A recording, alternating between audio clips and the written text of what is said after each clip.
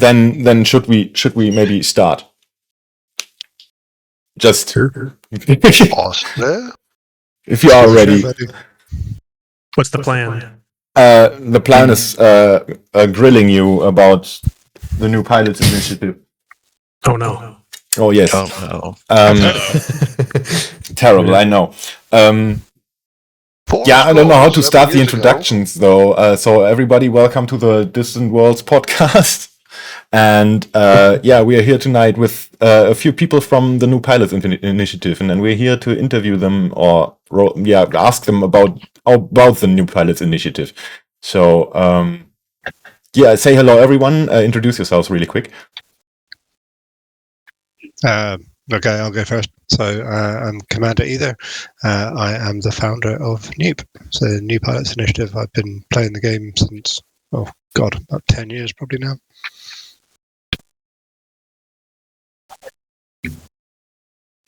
Hey. If you're unsure about the order, let's just go from top to bottom here in the channel. So I guess that's the easiest. Good. Yeah. Next would be Briggs then.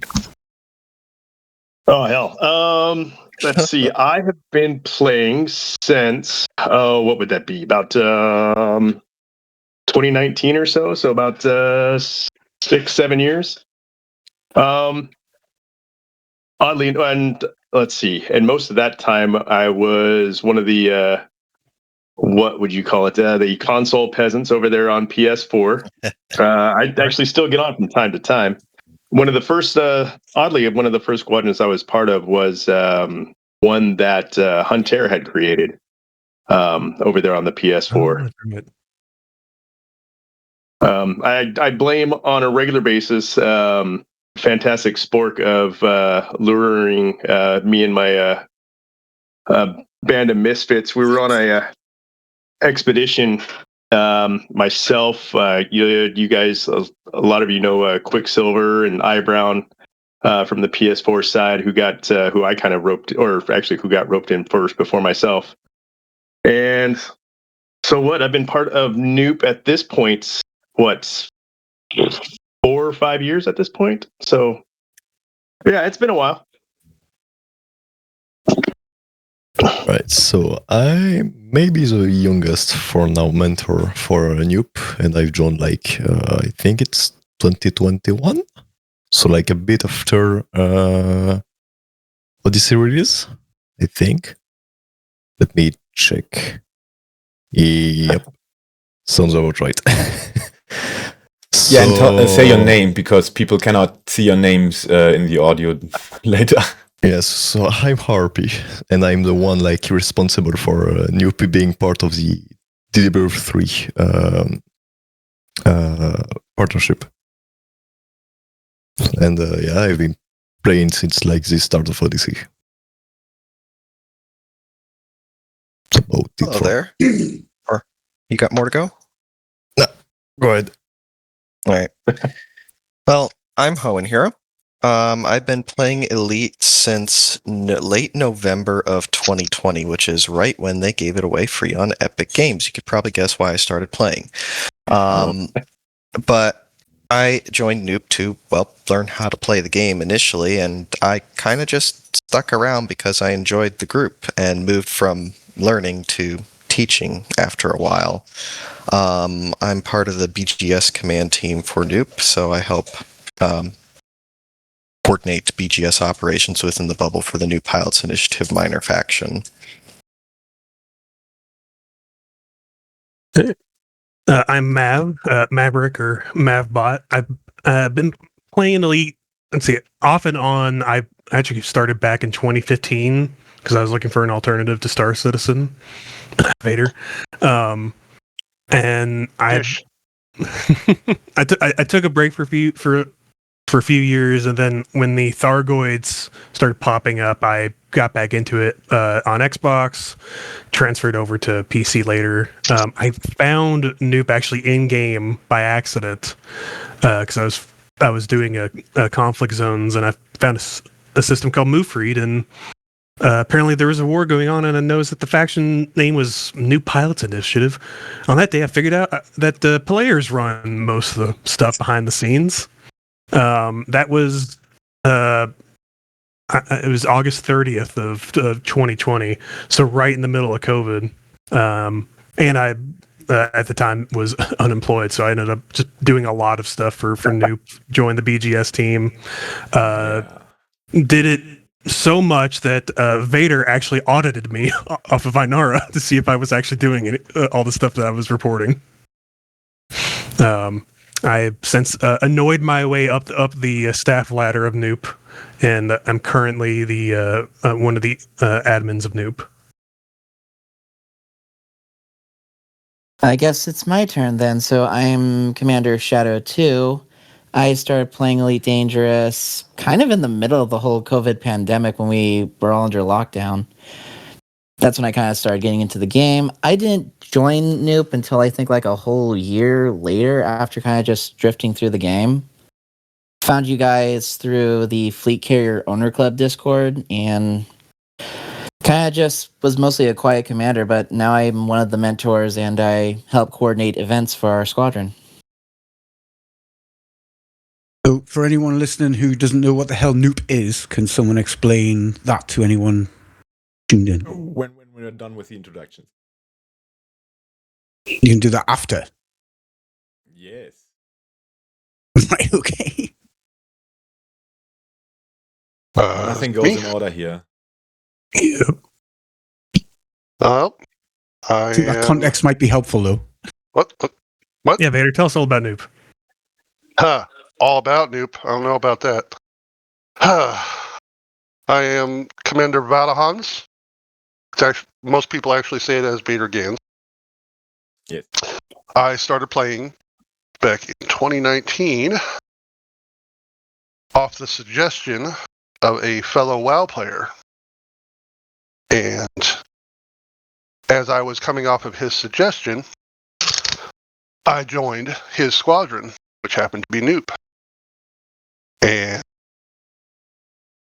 just milled around for a while until we started trying to take new systems, and Ether and I together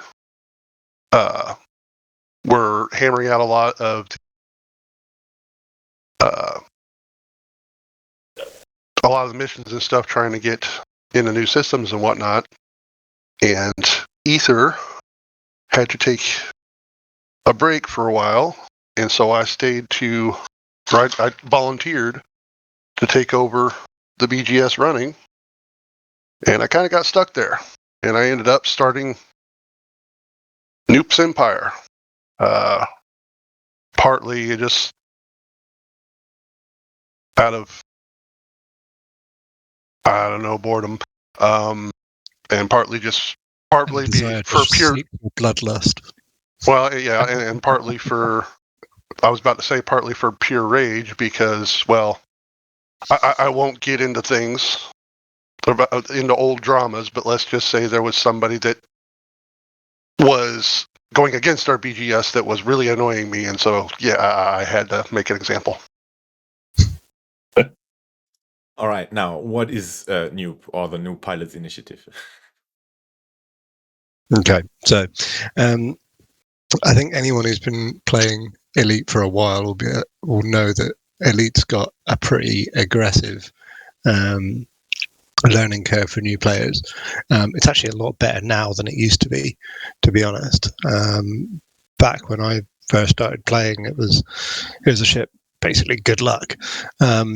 And I remember when I was first playing, I just had no idea what I was doing.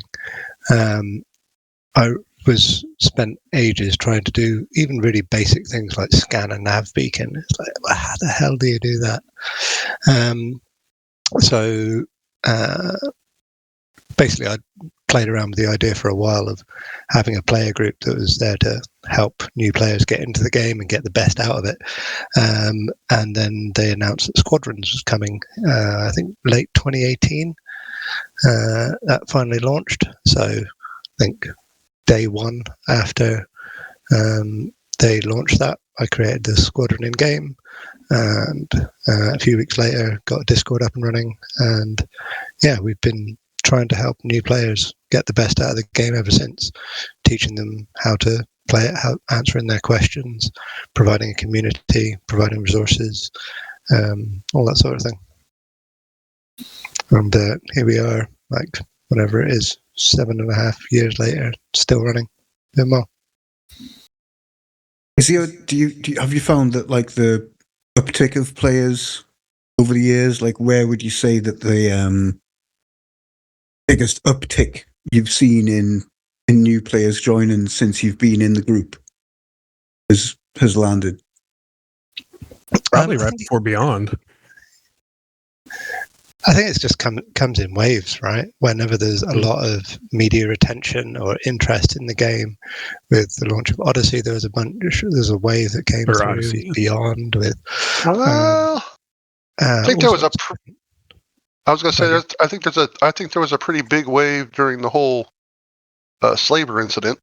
There was pretty massive wave there. That created a lot of media attention as well. Anything like that creates a bunch of media attention, gets a load of new players to join, and then a load of them come and find us because they go, "Gah, how do I play this game?" And fortunately, a lot of people then direct them onto us or onto our resources, and we find that we end up with a load of people joining us and asking a lot of questions. So it's great. I know in my experience, anytime I see quite a few folks come in is just about every time it goes free on Steam, you get these surge of players looking for that kind of space game, and being free, of course, you get a lot more folks downloading it. And then, of course, they hit that learning curve and they go searching for, any kind of information. And that usually puts NEWP on the radar, and we'll get a good surge of folks coming through the airlock every time it goes free. Yeah. So how did people find you? Like, let's say I'm a new player and I log on for the first time and I get confused as hell, sorry. And like, are people Googling you and finding you on the web, or are they searching the Squadrons list? Like, how are people getting pointed to you guys? It really depends, to be fair. Like, so for folks on the Reddit that have like entire forums dedicated to like helping new players, and often most of them link to us. Through the airlock, you'll see. I know Mav or any one of us can almost attest to the fact that most of the guys that come through the airlock, about 80% of those folks will claim they came around us via a Reddit post from whenever. Yeah, Reddit or Google. Most of the ones I see are from Reddit. I mean, certainly Google and even the Discord searches as well. But I know via Reddit, there's maybe 10 different subreddits dedicated to Elite Dangerous itself. So, I mean, it's not horribly surprising where most of the folks will come in directly from a post from Reddit. So you mainly operate out of Discord, right? Yeah, pretty much. As far as communications, yeah. Do you have your own subreddit, maybe? No, we don't have our own subreddit. We do have a Facebook page, though, yes? I don't go there often. Facebook? Yeah, we've tried various things over the years. We had a Reddit for a little while, but it was one of those things that was quite difficult to maintain, and Reddit is quite a few others that were up and running anyway. But yeah, as has been said, we've got a Facebook page as well. It's not anywhere near as active as our Discord is, but yeah, it still runs. But yeah, we've tried various things over the years. So what do you do with new players? I mean, are there like tutorials you give them, or are you actually taking them by the hand and through the game? How do you do that? Well, each new player's needs are going to be a little bit different, and also what they're looking for is going to be a little bit different. When I see a new player come in through the airlock, sometimes they just come in to come look at resources and have the ability to ask questions if and when they want to, right? They'll come in, they typically won't post anything beyond the information we ask for to identify them, like commander name and such, right? And they'll just go off and do their own thing. But some of them will, come and directly ask questions. One of the biggest resources I see used is our question and answer channel, where people will come in and will ask pretty much any question about Elite whatsoever. And it's not just us mentors who answer questions. Anyone can answer questions, right? So we've got people from other squadrons who like to hang out, people who are not mentors but are a part of NEWP, other independent pilots, all sorts of people who will come in and just answer questions to help these new players out, teach them how to do things like fuel scoop, how to perform a hyperspace jump, whatever, right? More advanced topics too. It doesn't have to be the very, very beginning stuff, but of course it's what you think of when you think new players, right? Yeah, I think a lot of people just struggle getting off the goddamn landing pad at the beginning, right? It's like, although I know that you've got auto dock and auto launch and stuff now, so it's obviously eased that pain a bit. But back in the day, that was people just couldn't even get through the bloody post rack and land on a pad without smashing their ships to pieces. Like so, I do think there's been some good strides in the game to get over those really basic elements of it. So I guess I'd expect that a lot of the questions you get now are like the more mission-based stuff or engineering-focused stuff. Would you say that's kind of true? Like the more more specific than the very basics. Nah, I do see quite a few engineering questions kind of fly through the ask and answer channel. Yeah, we do see. Go ahead. As well as ship build, like questions like on, is this build okay, or what would be a good build for X activity like exploration or something like that. We'll get an uptick in questions depending upon what FDev has recently released. We get exobiology that gets released, and then we get a slew of questions about that. The power play 2.0 sort of stuff. We'll get no doubt a bunch of questions about that when that get released, that sort of thing. And of course, with anything anything new that comes out, I know we as a group. Certainly myself will dabble in it just so we can have those answers for those questions. How many new players are you directing to Hutton Orbital for their? Not enough. Rite of passage. I don't direct players to that crazy place. Yeah, I haven't been there at least once. To be fair, that's kind of lost its glamour with the whole super boost thing. Yeah. I suppose if people have got the new, if they happen to have the new ships, I guess. And speaking of learning new activities for new players, another type of player we see coming a lot is people who haven't played the game in years coming back and trying to catch up. So they know the basics, or maybe they don't. Occasionally you get someone who's forgotten the absolute basics, but a lot of those players, those absolute basics is just a quick refresher and they're good and they can usually figure it out themselves. But it's things like colonization and what Supercruise overcharge is and what happened with the Thargoid War and all sorts of stuff like that. And they're like, it's been like 4 more years, events, catch me up. like events-based stuff. Yeah. Do you guys get a lot of questions on do you guys get a lot of questions on sort of hardware? Like, if some people like it, I remember when I first jumped into the game, I got in on the premium beta and I was like keyboard and mouse job because that was what I had at the time. And, as soon as I was like, oh yeah, I'm here for the long haul here, I'm going to get a HOTAS and that. Do you get a lot of hardware questions? Do you get a lot of questions around like... We get some, a lot but it's not like rare, but we get some of the time. We'll share keybinds. Keybinds, like recommendations. Like, what are we using? What's the most common question you get asked? That's a tough one. Why is map so That's annoying? a tough one. There's no answer to that question. I think honestly the most common question now that I think about it is probably what do I do? Yeah, Oh, pretty much. yeah. That question. And it's like, okay, Yeah. exactly. I've got the basics down. Now, what do I do? Do I go into combat? Do I go into mining? Do I go to like? It's up to you, buddy. It's it's That's that kind of game where you can just once you get the basics down, do what you find enjoyable. That one thing that while learning the basics that you found enjoyable, go do that. Whether it be combat, trading, or mining. Yeah, find the fun. Some of these players are even before that. They haven't really tried anything yet, so I got to encourage them. Here's a bunch of different things you could try. I can help push you in whichever direction sounds interesting. We can get you on the path to touch on it, and if you don't like it, we can do something else, or we could push you further if you do. Kind of like how I ended up doing trade for the first 50 hours.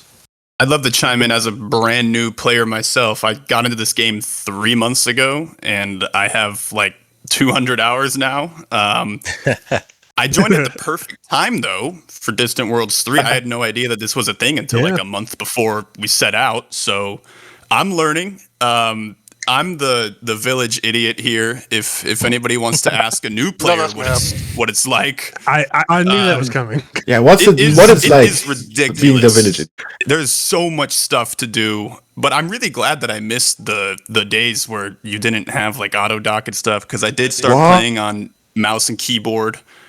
And now I have a HOTAS. Okay, 200 hours in, I already have a HOTAS. Yeah, that's the spirit. Yeah, be like Vader and, I'm in and it. land with flight assist off every time. What did you pick up, Enric? What HOTAS did you pick up? Oh, I got the VKB Gladiator NXTs. Holy shit, you went in deep. I got the Omni throttle on the left side. I got it's fun. I need to I'm get saying out when the game sucks you in, you're like, all right, yeah, I'm gonna invest money in making this experience even better, right? What was because I remember the first time I played the game with the HOTAS, my brain absolutely exploded. I was like, this game, the feel of the game, just flying. I don't care if you're just flying back and forth between stations or whatever, but...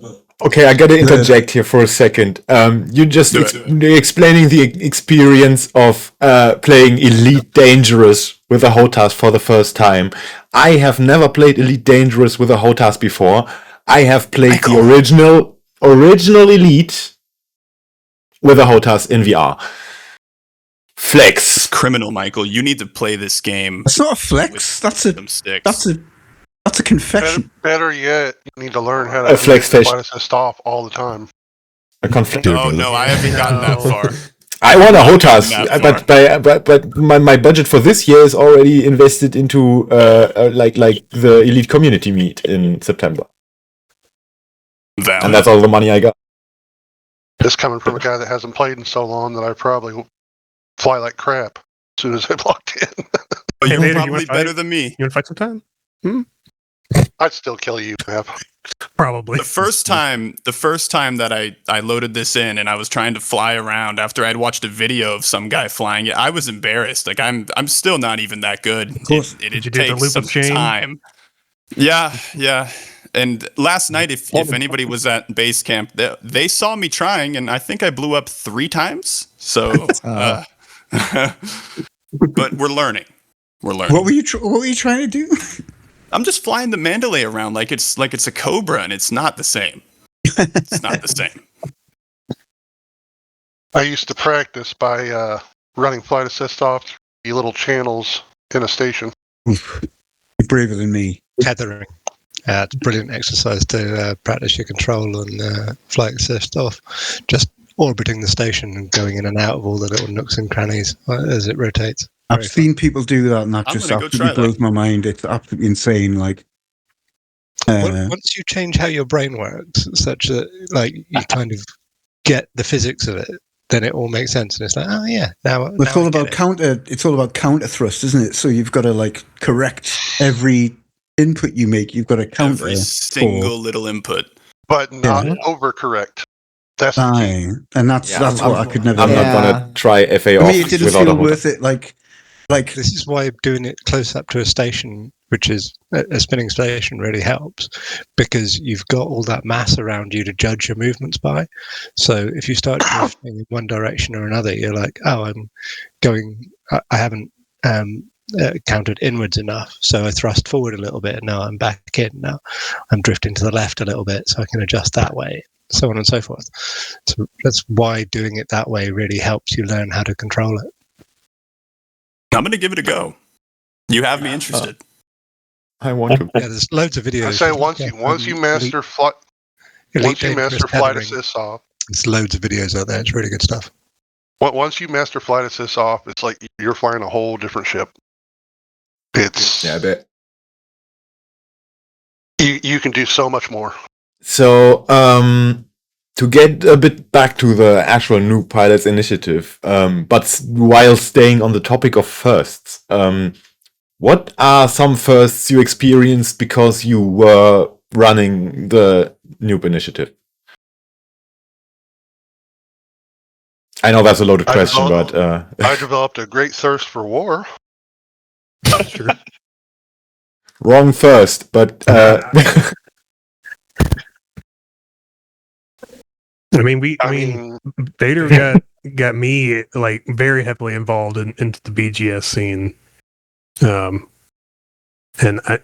Helen mentioned earlier, like he's a part of that. Like, we have been running that stuff for years now. It took up like a good chunk of my life before I got a job again. But like, especially like a couple of years back, we would get very competitive, like me and a couple other people. That's just like what we were like running missions, doing wars, like that. Like got me very involved into the game for a long time. And ended up like joining our command team and being Vader's left hand, not the right one, not quite that good.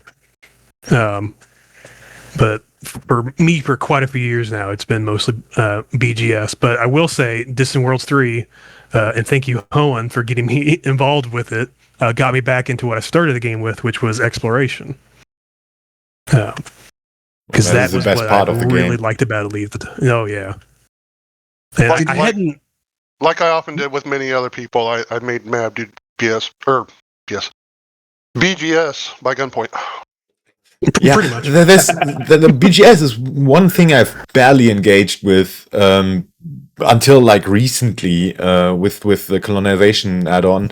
When that started and we did the Shoulder of Orion and we wanted to get our specific factions into the systems and stuff. But that's not even BGS. That's, what's it called? No, it is. Oh, that's BGS. There's another thing that's kind of like BGS, but it's an aspect.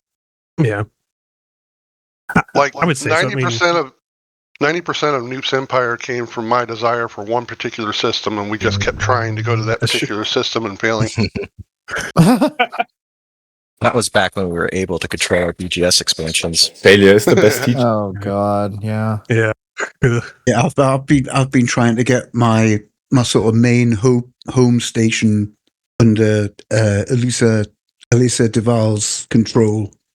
But like before the expedition started, I'd been like burying between the, inside the sphere of influence and just outside, trying to push that little bit towards my home station because I didn't want to have to move to a new home,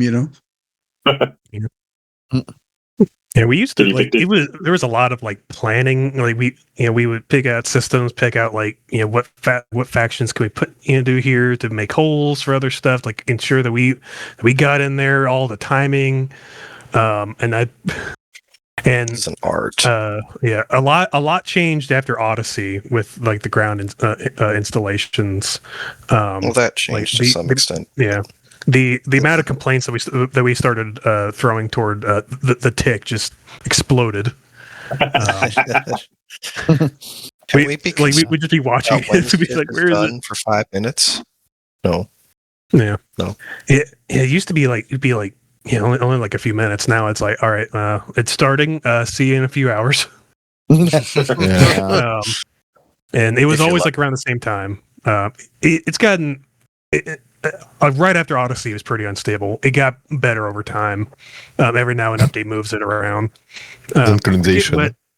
Yeah, colonization. Like we went. I think right before colonization, we had under our control like around 50 systems is what we were. Yeah, at. something like that. Now we're over like 500. I mean, I can check on the inner 500 systems. We are currently present in 766 star systems and control 224 of them. Oh, nice. 424 stations, 481 settlements, and 130 installations. Damn. And we started like I think it was around the time too. Like several of our systems just be constantly pushing 80% and going to expansion like right away. Yeah. So Wasn't that when About 90. PowerPlay 2.0 came out that we started losing control of our expansion? Maybe that was the update. I think it was PowerPlay 2. It was colonization PowerPlay just 2. made it worse. Yeah, colonization just amplified the mess. It did at least add new elements to it of building up new systems. Hone and right. I've had plans for something for Vader for some time.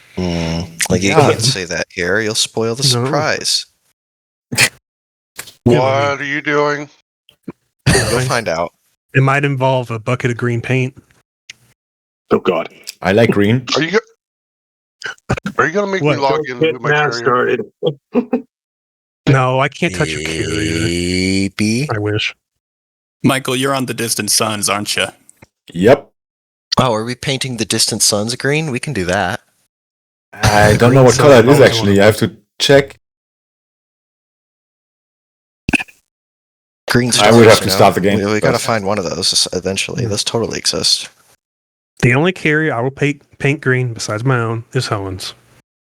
What's already green? So So is Owen. Well, then all taken care of. We'll just save it for the other project. well, that's a good point. Yeah.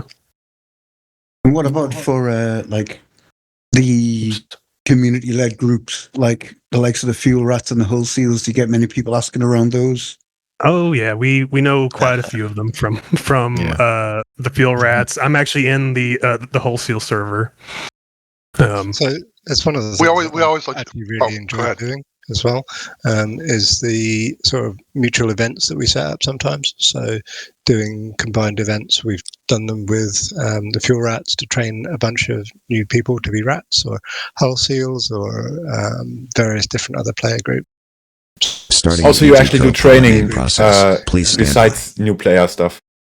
The Oh, ED yeah, co-pilot absolutely. process is Sort of starting. training sessions, and like our gank defense training was one of our most regularly run ones. That's been quite popular, and generally I need to join that. we get gankers Yeah. together, and We're probably due for one. You get gankers a lot? Did I get that? in the near future? the But only problem yeah, is a bunch of basically, us are on the wrong side of the galaxy right now. Yeah, That it is would true. probably That have is to a happen problem. sometime after DW3 returns. yeah, we I mean, wait we for We can would just do run it, gank like- training out in the middle of nowhere. Yeah, that's what I was about to say. We can you just do that if you want. That would be You interesting. do have a bunch of people on the carriers. Yeah. All it takes is 2 people in one system. True. Yeah, Just like can't do it some in of the those kind can't of do it in events. the DW3 PG. That's for sure. We don't want to get in trouble. No, Tyler. Just Yeah. ask Mav how to get away from an angry hostile. Fly right at them. An angry Fly right house? at him. Pop out. Make him take the bait, then pop away and repeat until he gets so frustrated he leaves.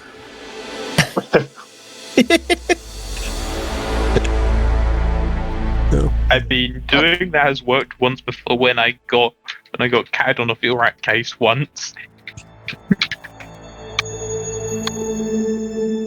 You got ganked on a Fuel Rat case? Then I had it once. Ah. Yeah,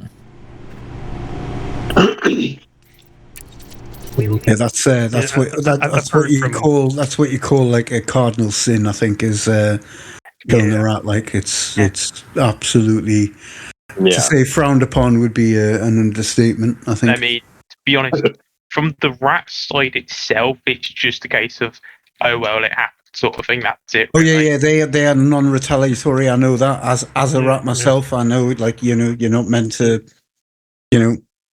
fight the thing if that's what people want to do. Like f them sort of thing. But I've seen other players get wind of it and then take vengeance. Yeah, I mean, it's one of the things that apparently happened. This was years ago before I was in it. Was when FDev or whoever was decided, we know it'd be a fun idea. Let's try and kick the fuel rats out of the home system, fuel them. Yeah, that went well. What? That went very well. Like the whole like the backstory behind the fuel rats and Snickers came from one of them being held hostage. Oh yeah, yeah, that whole story. It. Yeah, tell us. To this day, whenever Don't a fuel tease rat it is and around, we shut up. post Tell Snickers us. in our channels. Basically, to summarize massively on the story, basically, I think it was a Rather got ganked by pirates. Pirates said, if you don't want him to shoot, we want, I think it was 2 tons of gold, 2 tons of platinums. Then with the rats went back, we will take our rat back if you give us Snickers. And that's where it started. And where did it end? Where it hasn't. To this day, Yeah. It has not. Whenever Constantly fuel keeping rats are Snickers around, whenever they show Primary up. currency of the fuel rat Yeah, is a especially Snickers Toby. after all. Literally, it is. I literally made a bot command for our server called a rat bait. Just post a random selection of Snickers. There are a few traps in there though. New player question: how do I emote with my controller in on foot stuff? Mouse keyboard. You can't ask me controller questions. Oh my God, I have to controller configure question. keyboard. I Yeah, might actually be able to answer this. please I'm one of the few do. around who actually uses them. So you use controller on PC? Yeah, I used to- I have heard to. if you can get used to all the modifiers, I've heard it's actually a Yeah, it's really quite fun convenient. control scheme. Yeah. It's like a lot of games are like that on Xbox. kind of hands free because you don't have to take your hands off the controller at any point. Yeah, Yeah, actually. It's comfortable and I can stave off Run the out of carpal tunnel. combos that you got to use the keyboard for a few things. Yeah. Well, I've got my HOTAS set up so that I can, if I'm just stopping and popping, just like jump, I can do all of that entirely from a stick alone. Yeah. Like I've got that set up that way so I can, and it frees up my other hand to like vape and drink wine. And Yes, that's all very good and very this important. exactly. But yeah, I like the fact that you can do that on a controller as well is great.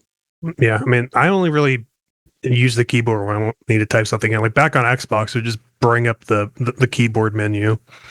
So it's never really too much of a problem. If you got like trying to like manually type something like a system name in on Xbox, especially if it's not like a named one, that could be a bit frustrating.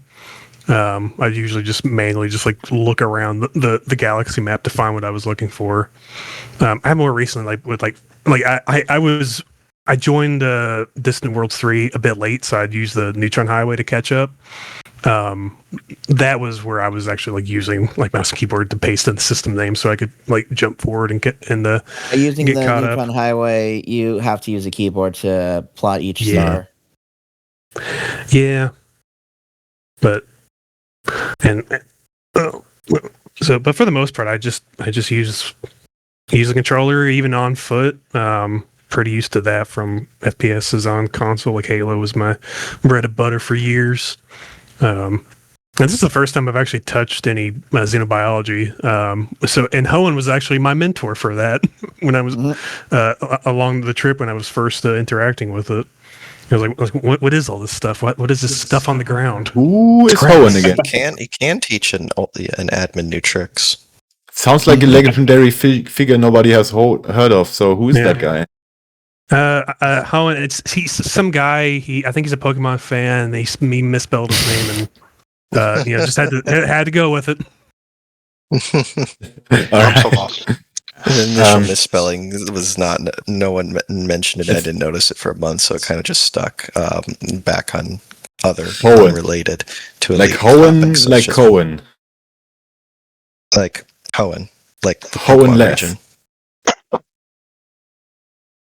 All right, sorry. I had to bring up that like possibility for confusion of the names.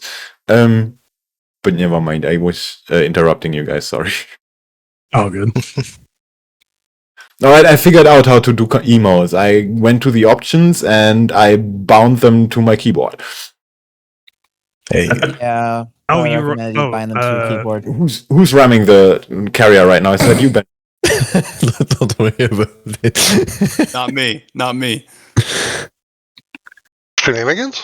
I think on controller it's like the emote. It's like it's one of like the like left or right bumpers, but then you have to hit like another button to pull up like a different radial menu.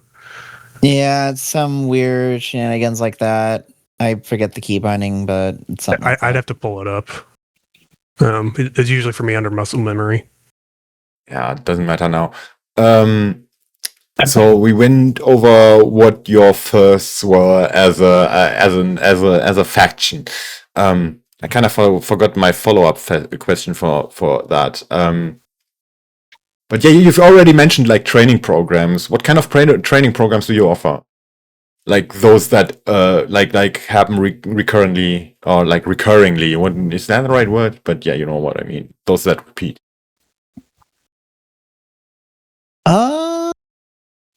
The one I can call off the top of my head is our gank evasion training.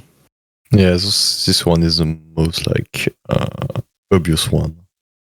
I think that's probably the most common one that we've run down through the years on a group scale. Like a lot of the time, some of the training we do is just one-to-one stuff where somebody's just like, how do I do this?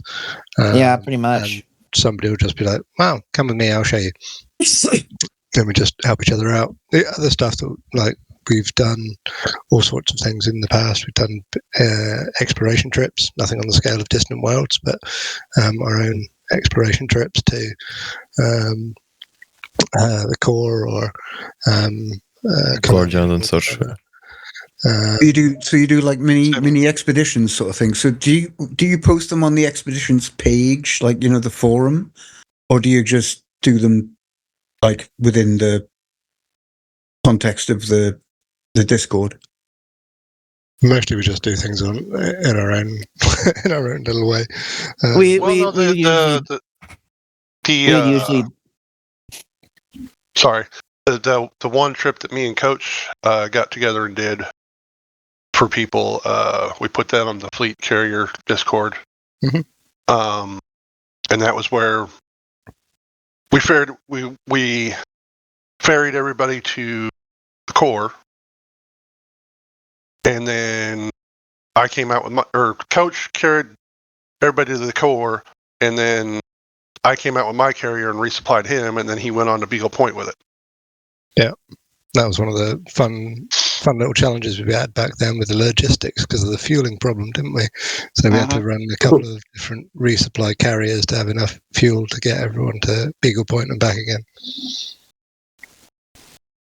Do you get a lot of questions around like the kind of plugins and add-ins you can get for the game, like like EDSM and I was about to ask. Yeah, we do get those a lot. we do get a lot of questions about those. Yeah. Are you recommending to use some certain third-party apps? One I can think off the top of my head is the big one in Aura. Yeah. Like whenever someone's asking for where can I find this material or something, I can find a material trader and stuff like that. Use an Aura. Yeah, Elite Dangerous Odyssey material helper is also a big one. Mm-hmm. I thought Inara was getting discontinued. I thought they were going to drop it. What? Like, what happened to that? Because I thought it's they were EDDB that dropped. To EDDB.io that dropped.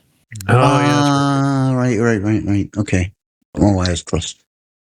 Yeah, I mean, this is one of those things about the Elite community, in my view, that like so many people have put so many hours and so much skill into building so many offline tools, whether it's like Coriolis or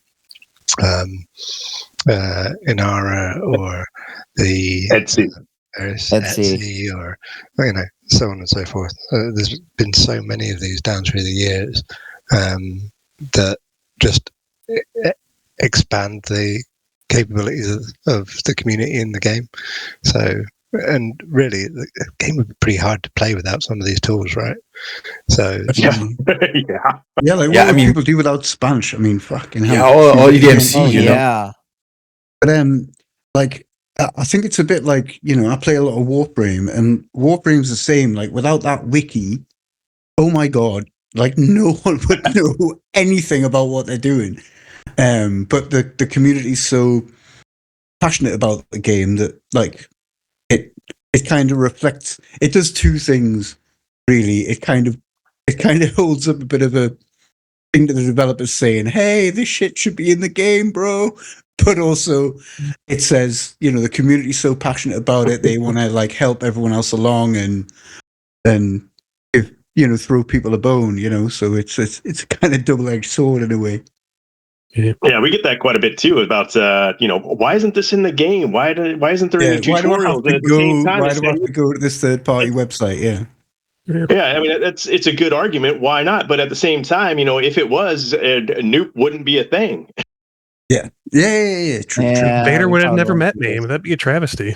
It drives people to engage with the community in ways that they wouldn't necessarily if it was all embedded in the UI, right? Yeah, which isn't necessarily a bad thing. So. Yeah, it's also a different kind of problem, isn't it? Whereby when you're building a game, you've got a lot of complexity that you're trying to manage as well. Whereas if you're just building an online tool that other people can use for a very specific purpose, you've got all of the flexibility about how you then design that tool to do that job, which you couldn't possibly do. Like taking Spanch as an example, you couldn't embed that within Elite Dangerous without losing loads of its functionality, right?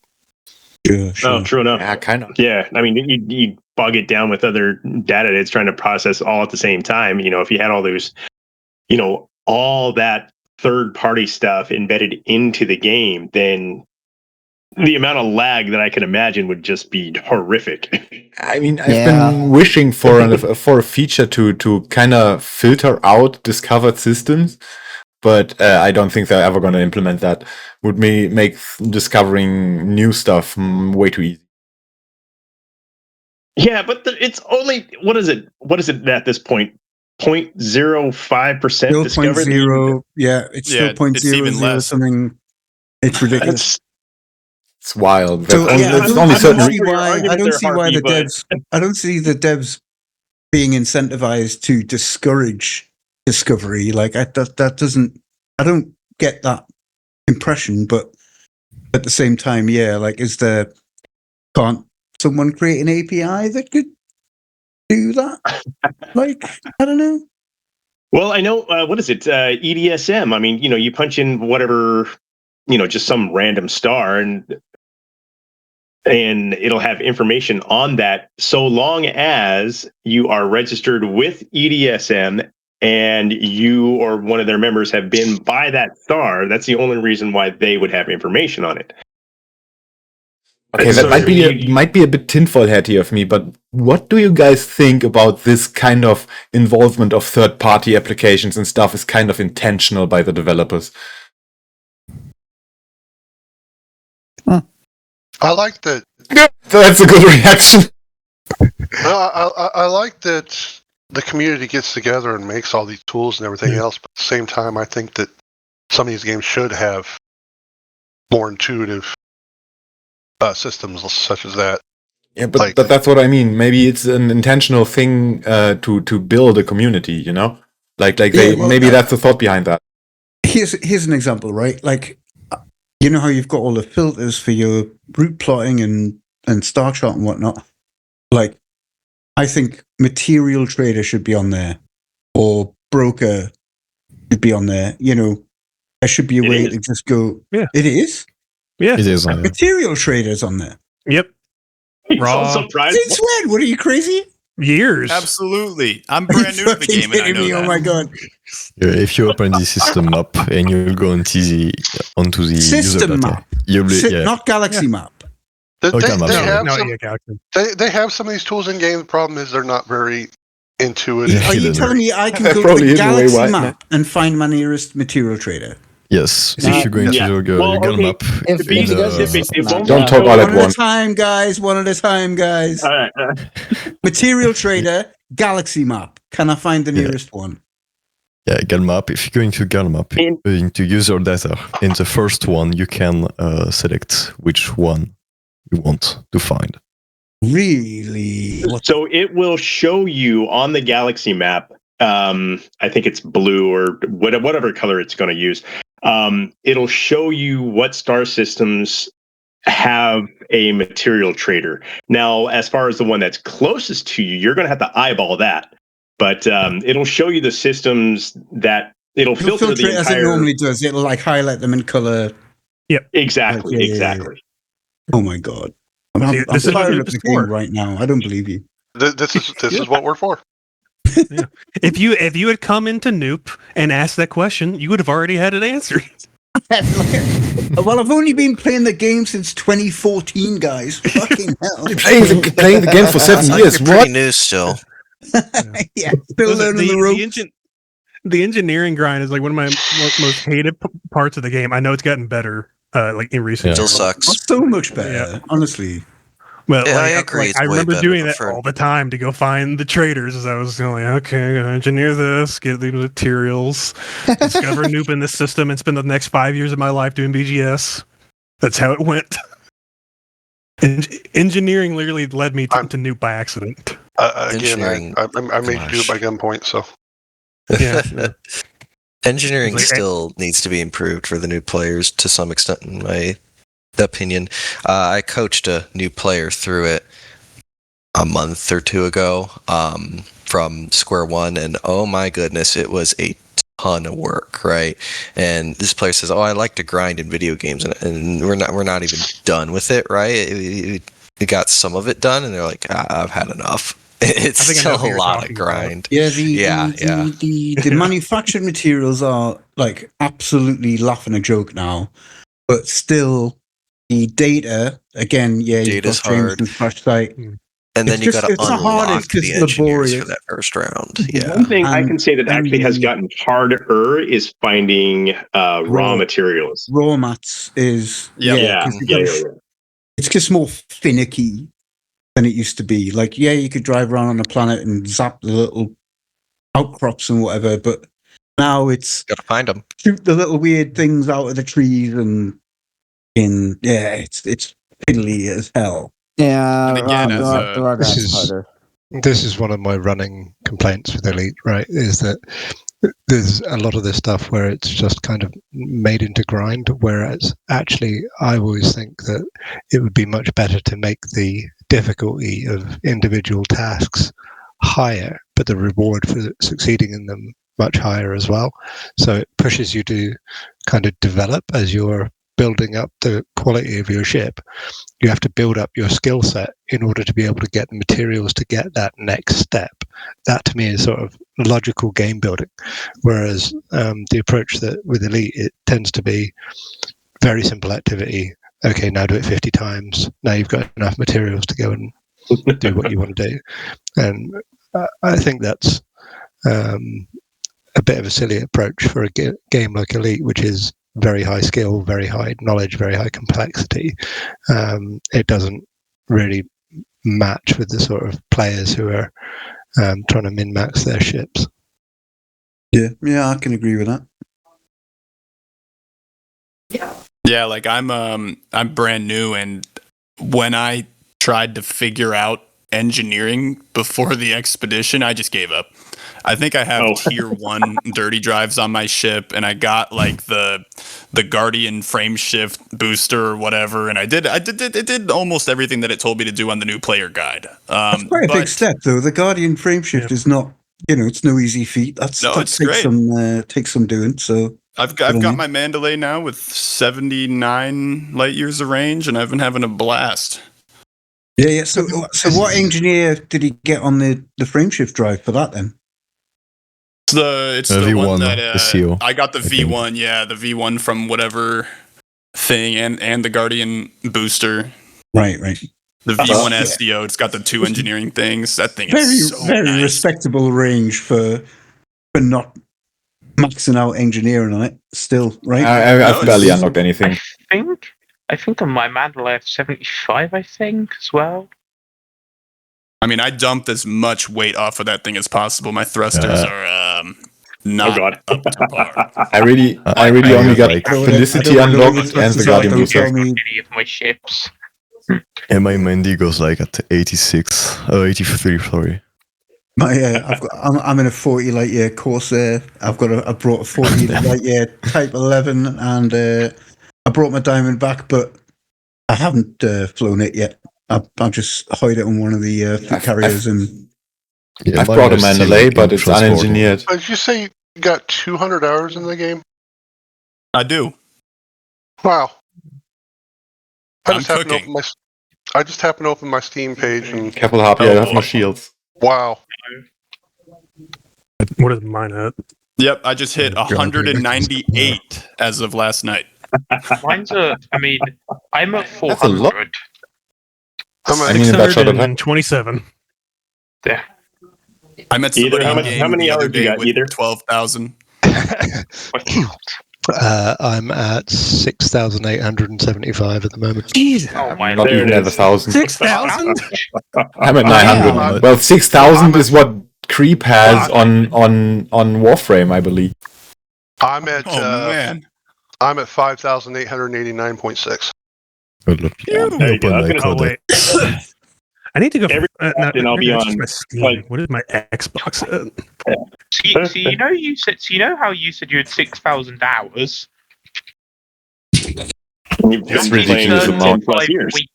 That is Well, not 35 10, but weeks 6 plus. non-stop. Yeah. All right. Oh, man. To be one fair, complete me year? and Ether did spend a lot of time doing those instances back in the day. Like a lot of time. Myself, between my PS4 and now over to PC, I've got 5,000 plus. I'm trying to see how much time I have on my Xbox version because a good chunk of my time was on. I mean, yeah, like, but playing we're here games for the new like player me, experience, I not have- for the experienced player experience. So, sorry. Can you hear me? Is my Discord working, or is my UI just broken? Yeah. All right. Yeah, Okay, it's my working. UI is hanging. The question I would have for you guys next would be about your personal new player experience. If there are certain things you have been struggling with when you first started the game, what were your expectations of the game, and what were your struggles? You know what? I was thinking about this just a second ago when I first got onto the game, and then I had to search out something because I didn't know there was a whole community out there. I happened across some possible Reddit thing, and I remember tooling across some planetary surface in my SRV, and I look at my radar, and my ship flies off without me, and it scared the living crap out of me. I'm like, holy crap, what the hell do I do? And that's when I first got a taste of the community, going into Reddit and posting just the most noob question ever is, how do I get my ship back? It's like, oh, it's just the roll panel. You just, recall it. I'm like, oh shit, that's a thing. And this is what happens when you don't treat your ship well enough. Like, that's it. Yeah, I'm just leaving. leave. See you. Bad enough that You you buy. underpay your crewmate. At some point, all the You Covas underpay limited your air has to crewmate, go. They just fly the ship off without you. Or you paint your ship green. What's wrong with that? I do that by default. I think the only ship that's not green in my case is my Caspian. It's just the glossy black. But if I had a glossy black green for If it, you I paint would your ship put that green, on. ship hates you. Yes, I'm Vader, a sucker for green. Not only did I buy the Caspian, and not only did I paint it green, it's got holographic green on it, just so you can hate it even more.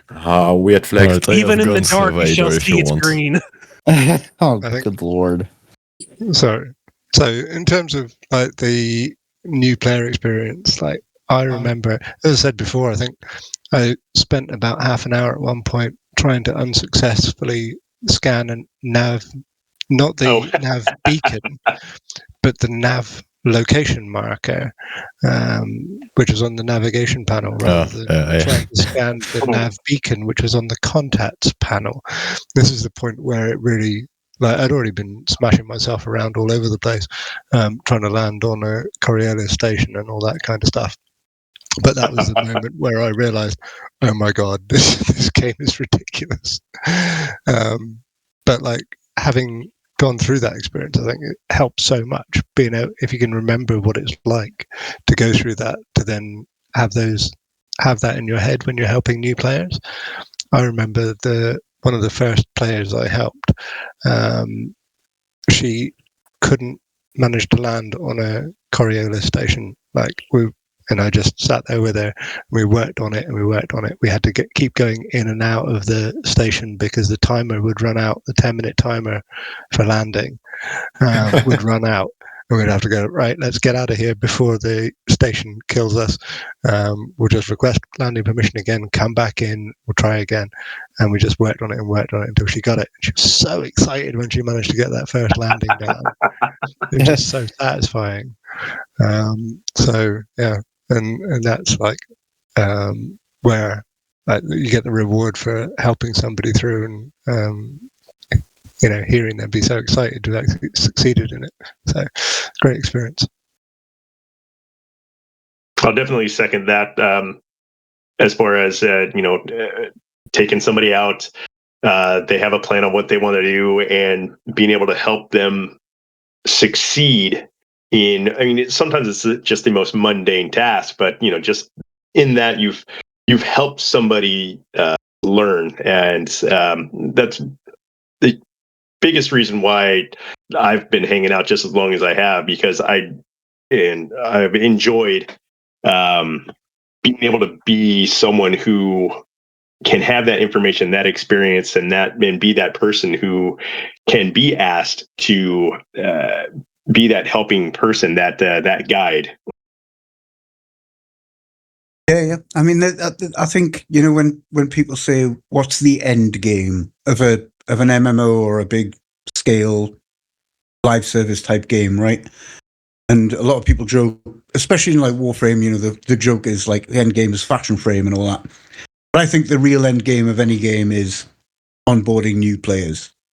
Like it's helping new players get to grips with usually games that are stacked with complicated systems and years of systems on systems and so on. And so that's definitely where it gets rewarding, where you can pass on the knowledge that you've struggled to get yourself and pass it on to someone else, right? Yeah, I would agree with that.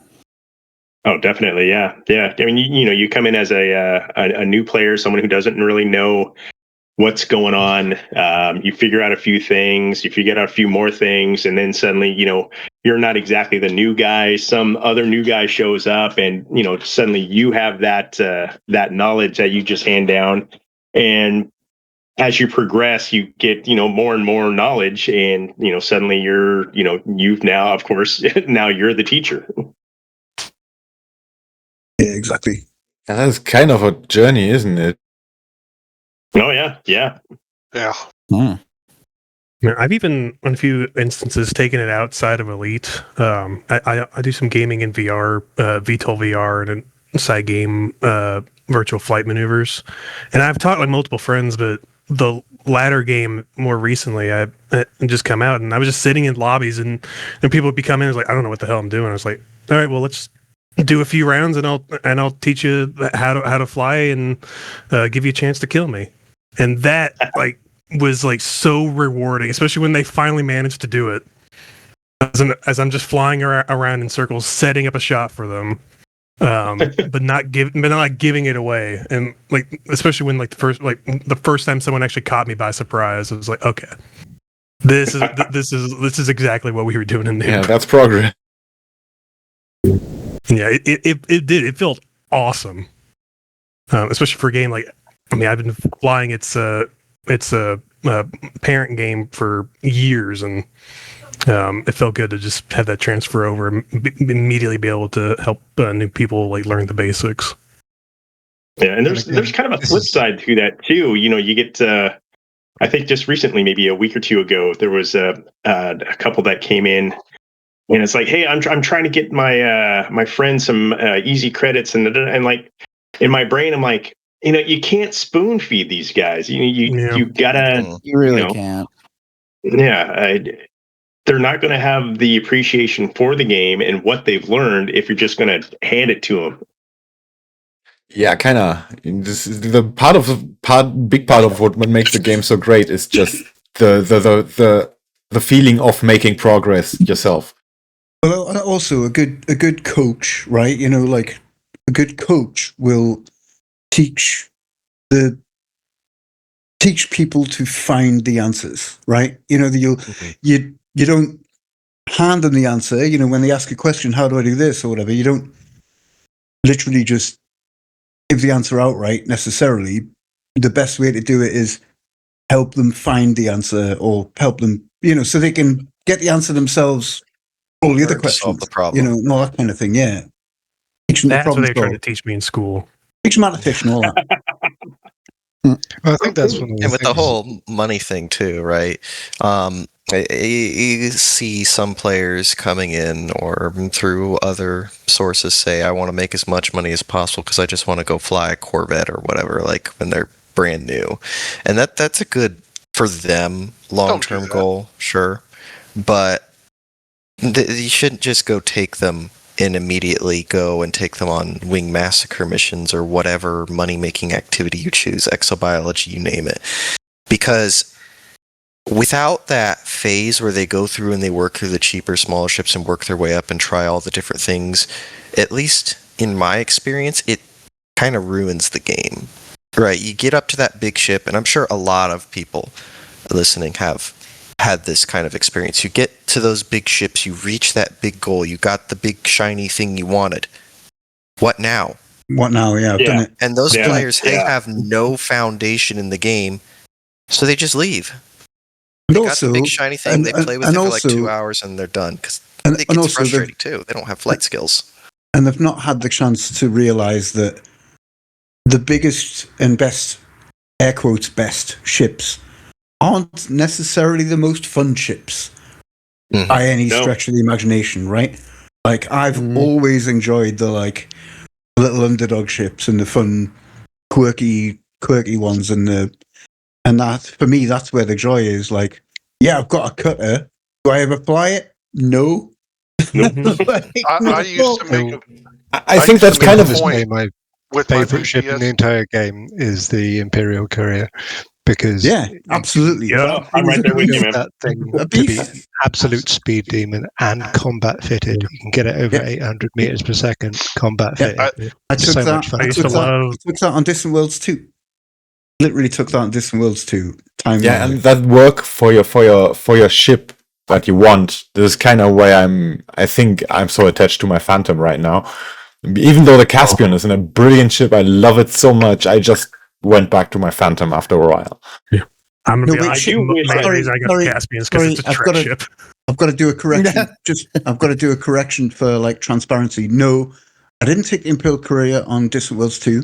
I took the Crate Mark II, the full Crate Mark II. I took the Imperial Courier on Pegasus, which was an even longer journey thing. But yeah, sorry, I just in case anyone checks my enrollment. Distant Worlds 2, it's like, this guy's lying. He didn't take a career. I used to make it a point that I could do anything with a BGS outfitted ship, like as far as distant exploration or more particularly combat. Like you talk to the PC guys and everything else, well, you see what they build and everything. This whole reinforcements and shields. Just anything combat related. And I would go into combat carrying cargo modules and limpets and whatnot, and I would make it a point to do well doing that. Like one of my favorite moments. you probably all heard of this particular ganker because at one point he was the most notorious ganker there was dangerous.com. And wait, what? I was out. Yeah, there was a player, Commander Dangerous.com, was one of the most notorious gankers for a long time. And he didn't really talk to a lot of people. He just ganked. And usually when you saw him, you weren't making out of it. And I ran into him in my crate that was outfitted completely for BGS, and I held it out with him. I actually, I got him close to popping. I didn't beat him. He was making everything get fried in my ship, and I ended up taking off. But the fact that I held out for so long with him with that ship, that's one of my favorite moments. Yeah, I think my favorite holdout, as in not win but not fail either, moment was a Viper Mark IV. I was piloting against a cutter, and the guy was doing all the flight assist off, jousting with the shock cannons and everything, and the armor on the Viper IV is no joke. That thing is a little tank. Like, it's a really good ship. And I managed to hold my own for that. And he even ended up messaging us after the scrap and saying, "Good shout." Like, Yeah, I love like the combat like that where it's entirely mutual. Everybody no matter the outcome, everyone is like just being cool about it. You either run away, or you going, "All right, let's go and see what happens," and like no hard feelings, right? You like and see that's one thing I always try to tell people, like, don't take it personally with the gankers and stuff. Yeah, when you don't take it personally. When you take it personally, you make it worse for yourself. Yeah, you get because a lot of those gankers are actually really cool people, and if you don't take it personally and you're cool with them, they'll end up becoming some of your best friends. Yeah, I think they'll teach you some shit, and they'll teach you some shit. Like, if someone blows you out the sky, message them afterwards and say, "Good, well played. Fucking give me some pointers," and I guarantee you. Yeah, and I think there's a difference between gankers and griefers. There is a difference. Yeah. And while we're at that, the game is supposed to have pirates. And it wouldn't just make any sense if players were forbidden from doing that in general. So but when it comes to like private groups and stuff and trying to infiltrate them and shit like that's definitely a step too far. Yeah, especially with distant worlds. The Elite Dangerous. We didn't really have any problems with that yet. Universes I've ever met in any kind of game environment. Like, they literally give parking attendants the ability to commit mass murder in Elite Dangerous. You don't see that in many game universes. Yeah, I remember on Distant Worlds 2, we had so many people drop in the Discord and going, "Oh, so and so's dropping opal diamonds in in open." Just trying to like get people to drop into open, and so they can like blast them out of the sky, and that was so. It was non-stop, man. People going, there's a prince out there dropping the opals, and he needs your help. Drop it, yeah. They need help scooping it up. It was ridiculous. The sad thing is, I know that worked too. Cheeky, man. Yeah, it did. I'm sure that worked. It did work. Absolutely, it did. The amount of people had coming in. It works in real life. Why shouldn't it work in the game? I just got blown up. Yeah, you did. Because a Nigerian prince just sent you a bank transfer code. You know what I mean? And you fell for it. That's exactly what just happened. I have never won a fight in the game, by the way. Not even against NPCs. I've only won like a few times. I don't normally engage in PvP. There was a recent our BGS. Hoenn was there for it. One of our systems, there was we typically have like a neutrality policy. We don't really engage with anyone else unless like they attack us. There is one of our systems, some people who were coming back to the game, wanted to. I think they were trying to revive with their old dead faction that had been just abandoned for years. They reached out to us, and we ended up engaging in a war, but with the understanding whoever won would take the system, and we would just go on from there. But every interaction that we had with them was excellent. There was a lot of chatting. I even still have some on my friends list. We were we were going around in wings doing conflict zones, and like I was going around in my BGS, like conflict zone Corvette, not really engineered for PvP. I made that thing so it could do like three medium conflict zones in a row before needing a resupply. And I engaged like with them a few times. I think their leader, I got like we had a few engagements, me and him, and I like the first time ever I actually got a kill, and it was on him. But like, we would be like, congratulating each other like on the kills and whatnot. But like, we were like when they like had people on, like going out on the hunt, on the prowl for us, like their PvP people, we ended up employing like just some social engineering tactics of like, hey, someone's out there, like, and we would just like drag them away from the conflict zones as everyone else was just actually working on them. Oh my god, yeah. Like, because we were like for the most part, at least like for me, like it was like I'm not really gonna have much of a shot, especially against like multiple people like at a time. That it wasn't really going to work out too well. But the outcome was in our favor. But even like they were like, it was a hell of a lot of fun. We had not really had a like an all-out war like that over a system in years, and especially even when it did happen, it was not like that where we were in constant communication, and everything was like all right between us. But it was just so much fun. It was something that Elite does pretty well, is just natural like engagements like that come about from players. Yeah, and I think like a bit like what I said earlier is that even the people who are like looking to blow people out the sky are just as likely to want to make friends as the people who aren't.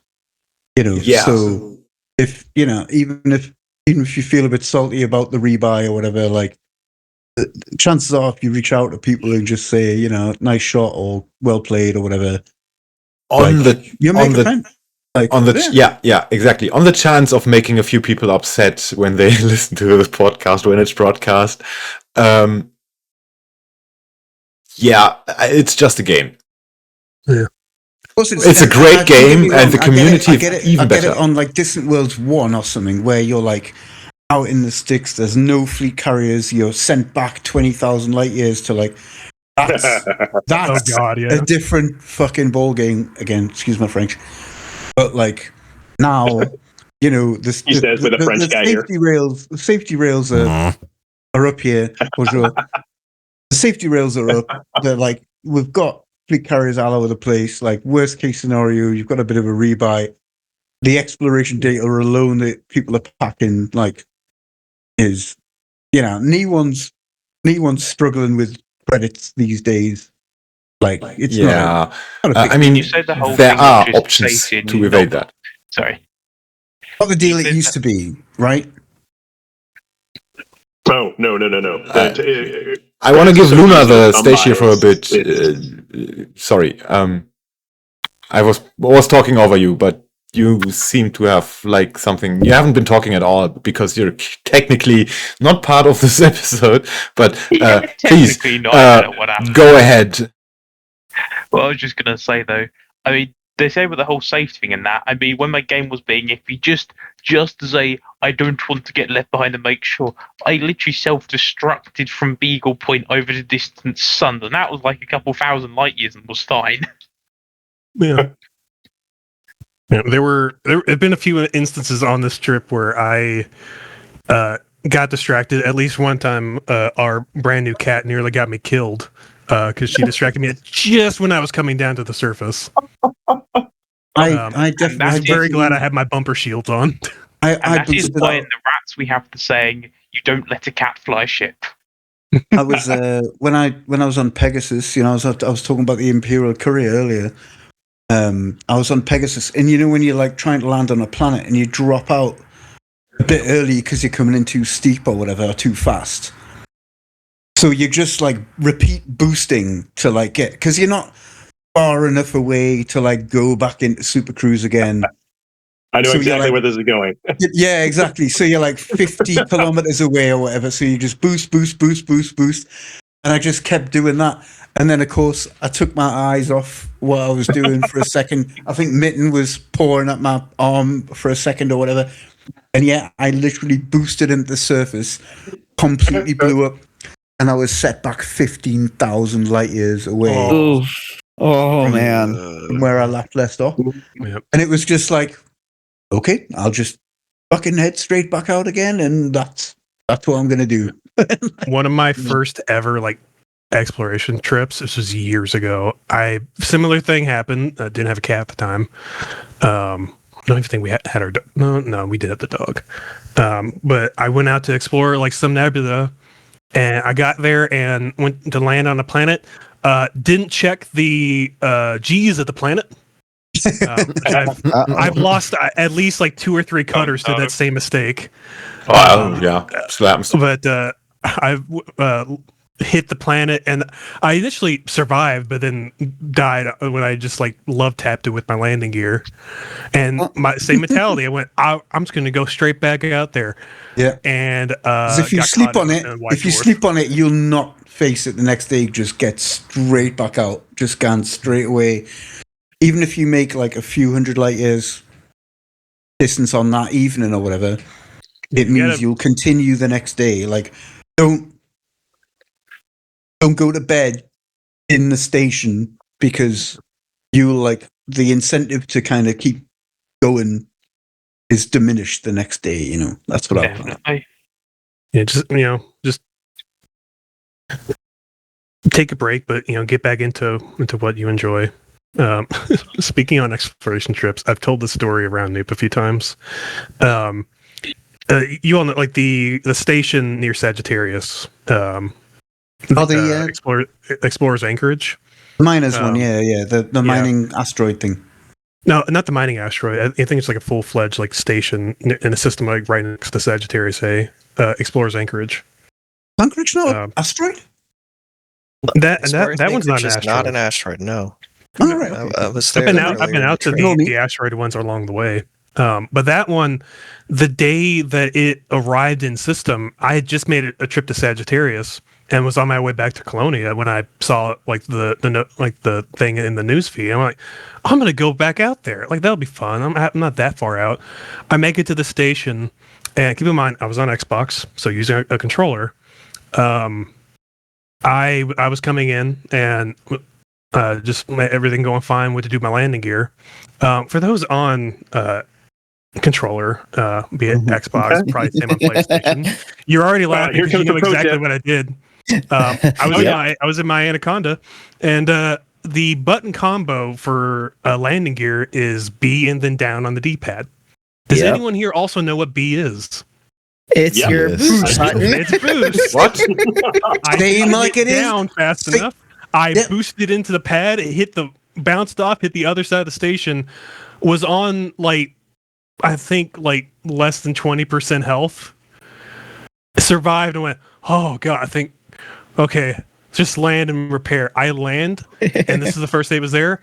The repair services weren't online yet.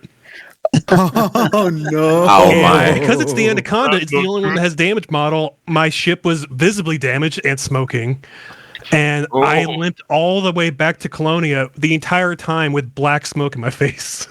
Why? But the funniest thing is though, even on the freaking keyboard, that ridiculous close key config is the same. I remember I'm sure it was like X was like drop your landing gear and C was boost or something like that. I can't remember which, but it was the same. And the amount of times I went to drop my landing gear and just fucking boosted into a landing pad. Like I just bought a Cobra. I just bought my first Cobra Mark III, where you had to. The only real way of making money was at that time was like trading, and you had to trade up from a Sidewinder to a hauler, and then a Cobra, of course. And there was no. I don't remember there being I don't think there wasn't even a rebuy at that time. I don't think. And yeah, sure enough, just fucking here's my new shiny Cobra coming into land. Boost. Like, oh god, man. I back had to a that a few times. sidey, back to a sidewinder, rinse and repeat. Yeah. Jesus. I know any PlayStation or pretty much any console folk that would come in through the airlock, we'd be like, okay, first thing you do, map boost away from landing gear. Yep. Yeah. No one's ever told me that. Yeah. Oh, Absolutely. At this point, if it happens, it's my own damn fault. well, yeah, Yeah. now. I do. Ironically, silent running is B and then left bumper. I replaced that with throttle 0 because I never use silent running. So in a bit of irony, if I'm trying to throttle 0, I might accidentally do the entire opposite. Oh, I think I have to unbind that again because I recently forgot to back up my custom bind, so I'm back to default. That's why I had to rebind my emotes on foot right now.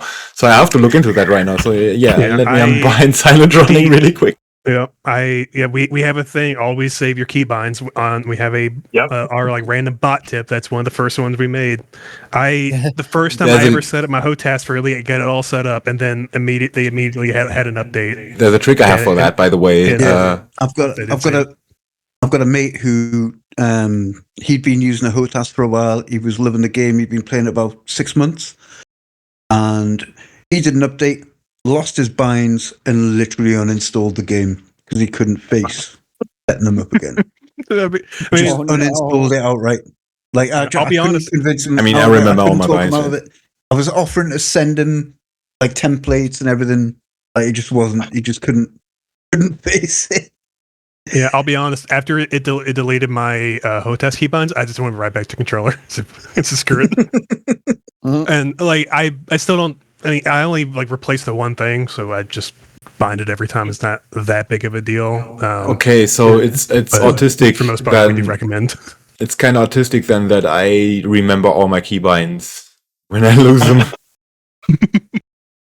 Well, I've had 3 different HOTAS though, so it's not that simple. So. I mean, the only keybind I ever changed is I changed the camera keybind to C because goodness me, the combination that's set as default. It's hard. Yeah. I don't even know. I keep crouching whenever I try to do it. I don't even know why it's set like that in the first place. Like, there are so many other buttons you could have chosen.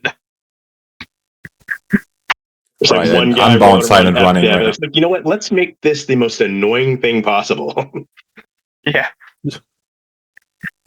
Yeah, let's put a shortcut for the self-destruct button next to the heatsink button.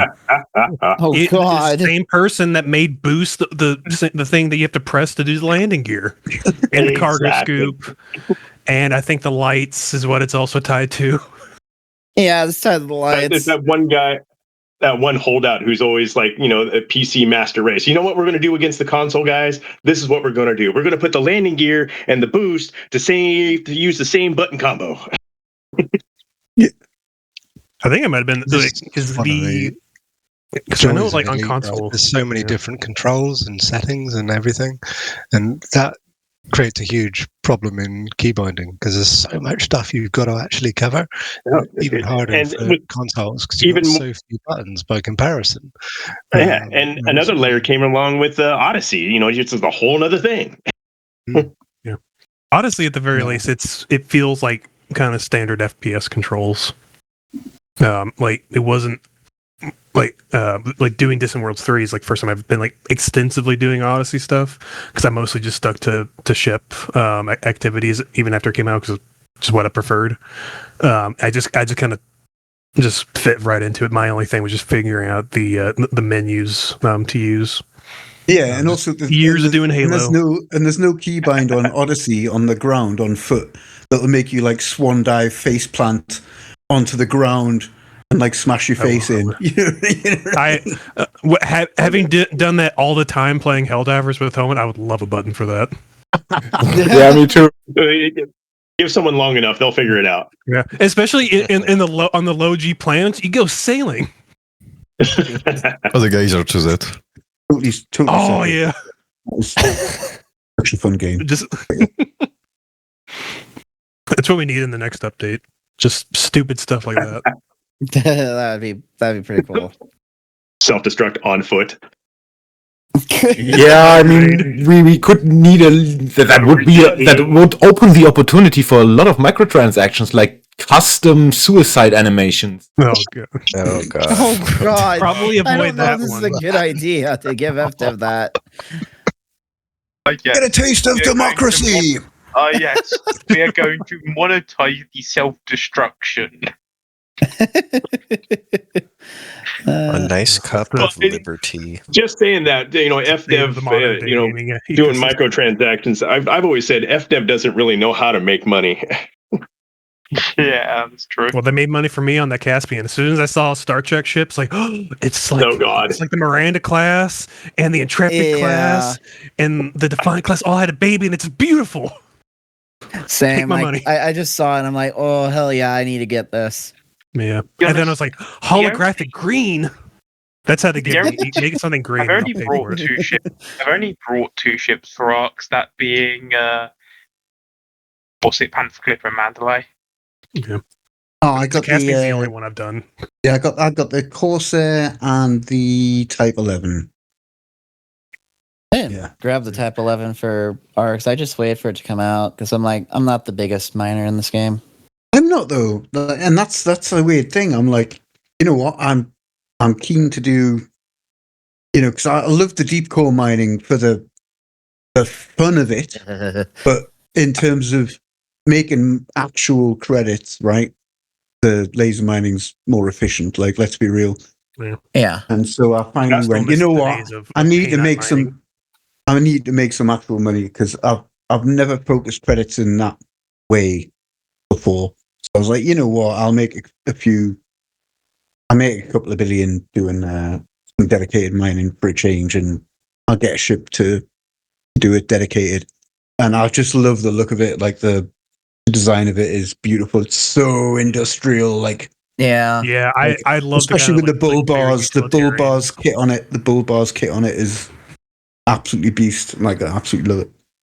I have to say that I saw some of the someone most had fun it. events we've ever done in NEWP has been the mass mining events that we've done, where you end up with a dozen different ships or sometimes even more all out mining together. So you know everybody's comes along with scouting gear, and you're like the screen just explodes with the mining fragments when you get everybody onto a rock, and there's just limpets flying in every direction. It's everyone's having a great laugh. Those events are amazing. Good Deep fun. core's fucking like I remember the first time doing deep core mining after the update. It was just like, what the hell, man!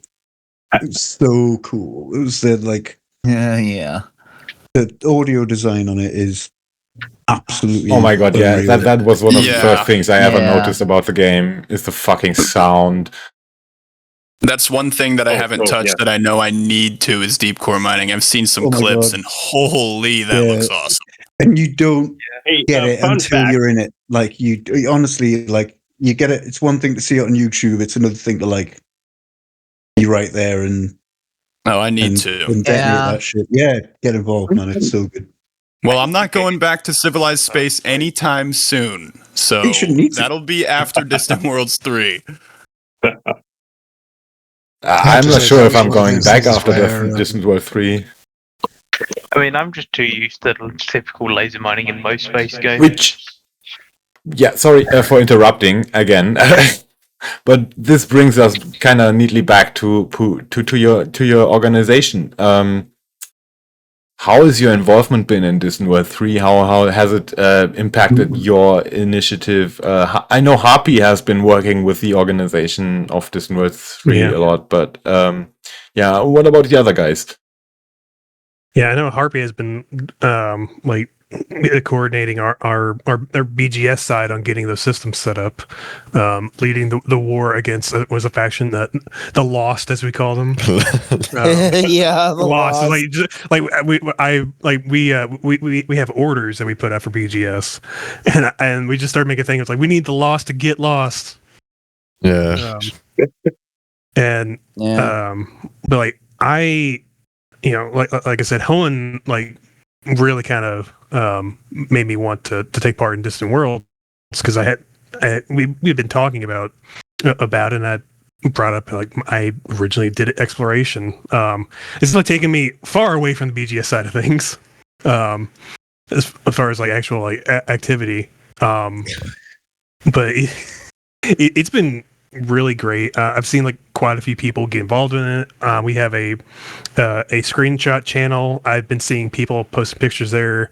A lot of the points of interest I could recognize from there, where people are all sharing pics for that. Owen and I met up at one point to take a picture of one of like the green nebula systems, to share our love of the color green. I nearly got burnt to a crisp on multiple planets taking pictures where they were right next to the star. Yeah. It has been such a fun time getting out there. The other day I'd fallen a little bit behind again. I played catch up to get to the survey carrier, so I could catch up with the rest of the group for the next waypoint. But because I kept getting distracted by xenobiology, Hoenn made me touch grass, and I'm addicted now. Like I keep seeing like I'm finding systems with undiscovered xenobiology. I'm just like, I have to do it. Can y'all believe that I had to convince him to go on the trip? Like we were just talking. This was we were on our way to, I believe, Waypoint Alpha near Colonia. Or something like that, or maybe this was shortly thereafter on the way to Waypoint 1, right? And I was off with the on the expedition, and I was talking about how it was pretty enjoyable so far. Didn't really have a lot of time to get involved in the events. Haven't yet. I need to start getting involved in talking to people within Distance Worlds, because that's a big part of what makes it so enjoyable, so I've heard. But, life keeps you busy. Anyways, I was talking to Mav about it, and he tells me, like he mentioned, that he used to be really into exploration. He doesn't do it much anymore. I'm like, well, why don't you come on Distance Worlds with me? There's still time to do it. You just got to catch up. And he's like, and his excuse, you know what his excuse was for not doing it? I don't remember. Something might happen with BGS. There is no excuse. Who cares? Play the game to have fun. Vader got me like Stockholm syndrome, just like stuck in there for years. Just like I'm not gonna lie. I'm not gonna lie. That's one reason why I never really went out exploring. Is because it's like something might happen in the bubble. It's like for a while, it literally would. Like we were. That's why I got allowed for it. I'm sorry. I'm sorry that my obsessiveness just kind of screwed up so many people's heads. Yeah. It's not unfair. You say about the whole thing of explorers being out in the back. Back during the whole Fargoid war thing, just comments of meanwhile the explorers in the black having no idea anything's happened. Yeah. It's honestly, not crazy. After my experience with them, I probably would have done that. It's not crazy to say though. It's not crazy to say though that the bubble is a massive anchor on a lot of players. Yeah, it is. Like, yeah, they need like even if Colonia had the same, like a Jameson Memorial equivalent. I mean, Jameson Memorial?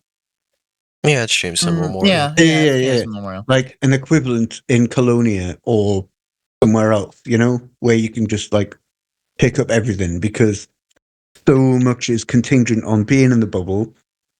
And it's so hard. So like even, especially right now, right? Yeah, and you've got the Kestrel 2 coming out.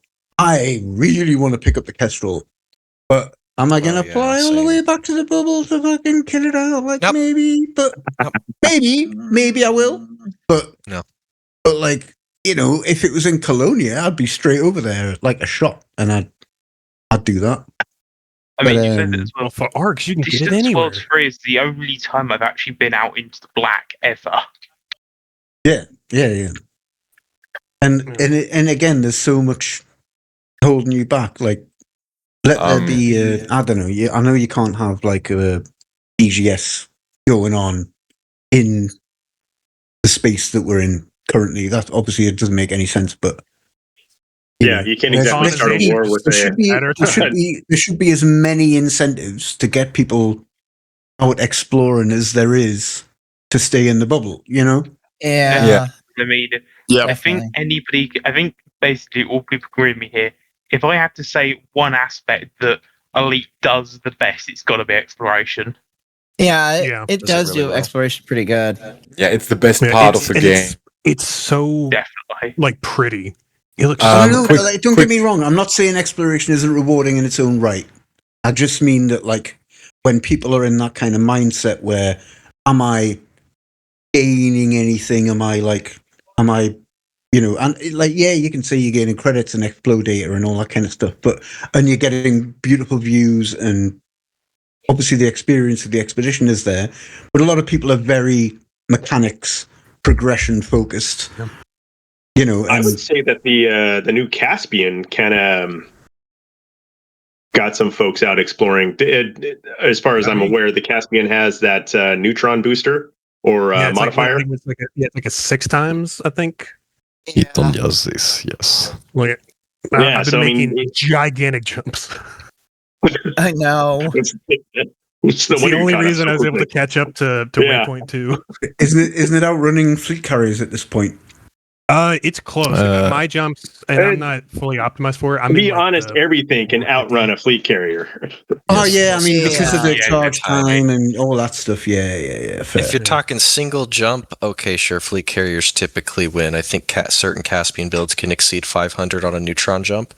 Ballistically, But even so, the key thing is a Caspian, a Mandalay, anything with reasonable jump range is going to be able to do multiple jumps in the time it takes carry to do one. So Yeah. It's just a stubborn twat who refuses to use ships with that kind of. I think they calculated that. If we're talking fuel rat averages, it's probably about a jump per minute. So at that point, it's averaging around a minimum of 15 jumps in time it takes a fleet carrier to do one. No, yeah. Speaking of the Caspian, I'm honestly curious, like, how many Caspians have been sold for no other reason than just people wanting to get in on Distant Worlds, because I was definitely one of them. Oh. I honestly think that it has led to more sales of that ship. I would can say imagine, that's kind of why I think Frontier released it is because the visual of Distant design of Worlds. it. Yeah, the visual design as well. I think is done it well. Like I said, Trekkies like me were just like, yeah, it's nostalgia bait here. Yeah, definitely. My only also gripe with the ship is that the cockpit is in the front and not in the center, like a proper Starfleet ship should be. It's still great place, but it works very well. But as a Trekkie at heart, I'm just like, it's not quite right. It's wrong. Yeah. And I'm all Where's my view screen? And I'm all for FDev going like, let's make ships people just can't not buy. You know, I'm all for that. Like, yeah, totally. Absolutely. Like, give me a ship that I just can't not want to be in. Like, so yeah, all up for that. Yeah, and then like the reason the ship's been very, very good for that. Harpy on top of a mound there, on little uneven terrain, as little as there is around you. But yeah, I landed with only losing 32% of my hull, which is a success. Do you want to know something quite nice for a landing like that? If you tap flight assist off and on, you will descend a bit slower than just pressing down once. Right? Okay. Interesting. Yeah. So for it worked out for me, so I'm fine. Oh, like on a high G landings. Yep. Yeah. Yeah, that makes sense. Yeah, versus having assist on and tapping down, it's going to stabilize as much as it can, but you've also thrusted down to begin with. Yep. It's true. Versus just turning your thrusters off, turning them back on. Also, don't derate your fucking thrusters. There's no need to derate your fucking thrusters in 2026. Yeah, I mean, how many light years do you get out of derating everything? Fuck you. It's not going to make any difference. But every 80 jumps, you get one extra jump. Every 80 jumps, get a grip. No, I regret it, but it's too late. Yeah, it's too late. Derate your thrusters ever, not on an expedition. Too late and too far. Yeah, I get it. I used to hear. I'll bring us back to what you were saying, Creep, a few minutes ago. But I used to hear from my buddies when I started this game. I got into it with 2 or 3 of my friends, and they have a lot of hours, and they've been to Colonia and been to Sajay before and all this stuff. And they used to tell me, like, oh, yeah, like Colonia, Sajay, and Beagle Point. And I used to hear about this stuff like it was legends, and I never thought I'd make it out here with 200 hours, from Colonia to Beagle Point. I made Sajay in the middle there. A couple other cool waypoints you can find on the star map. So I've been having a blast out here exploring, but it's daunting. And I'm glad that we had the expedition because I probably would have never made it this far without the fleet carriers. Oh, yeah, Thank you to the fleet carriers. Thank you. Yeah, now be like some of those old guys who don't, who went on all these other expeditions well before fleet carriers were a thing. And also before the Mandalay. I can't even imagine. I can't imagine. I mean, back then the Phantom was like the one with the highest jump range. It was. During Distant Worlds 2? That was the one that came out just before. Yeah, before Distant Worlds 2, the Phantom, the Crate Phantom was the one that was the Mandalay of Distant Worlds 3, if you like. Distant Worlds 2, yeah, kind of. And before that, the Asp Explorer was the go-to choice for long-range exploration, if I recall. Or the DBX, if you're feeling kinky. I love what a meme that side. I love what a meme that side profile photo of the Asp became after Distant Worlds 1. It was just every single photo was that side profile of the Asp. Asp in front of things. Asp in front of things. Asp in front of shit. Yeah, exactly. But I mean, one of the things with the Asp is it's got such a great cockpit for looking out at the galaxy, isn't it? That's it. It's just a shame. Just an observatory. It's just a shame. It sounds like a Spitfire. Yeah, I went out and I bought one after flying the Mandalay, and I can't fly one of those. I'm spoiled with the Mandalay now. You are, yeah. I'm never going back. Mine is gathering dust. I tried the Mandalay. I've tried it when it came. I tell you what, it's a beautiful ship to fly, man. It handles so well. It is jump range is crazy. Internals are fantastic. SCO optimized. Like it sounds amazing. I love fantastic ship. Looks beautiful. Beautiful silhouette. Like sorry, we keep cutting each other off. Sorry, but. No, everybody's silent. Someone's the Asp is still very good as a material collector. It's got a great turn rate in Super Cruise, so you can flip it around really well, and it's got plenty of storage space in limpet collectors as well. So still got use for that. Here's my DBX as my material gatherer, like pretty much. I've got a little bit of a noob question right now. When I get back to the bubble, what should I buy? Because I don't have a lot of ships, and I'm a gazillionaire now. It depends on what you want to do. All of them. Yeah, just everything. I could do do like an all-rounder. What do you? Yeah, also multiples of everything. I don't really know. I was into combat before. I was doing a ton of combat.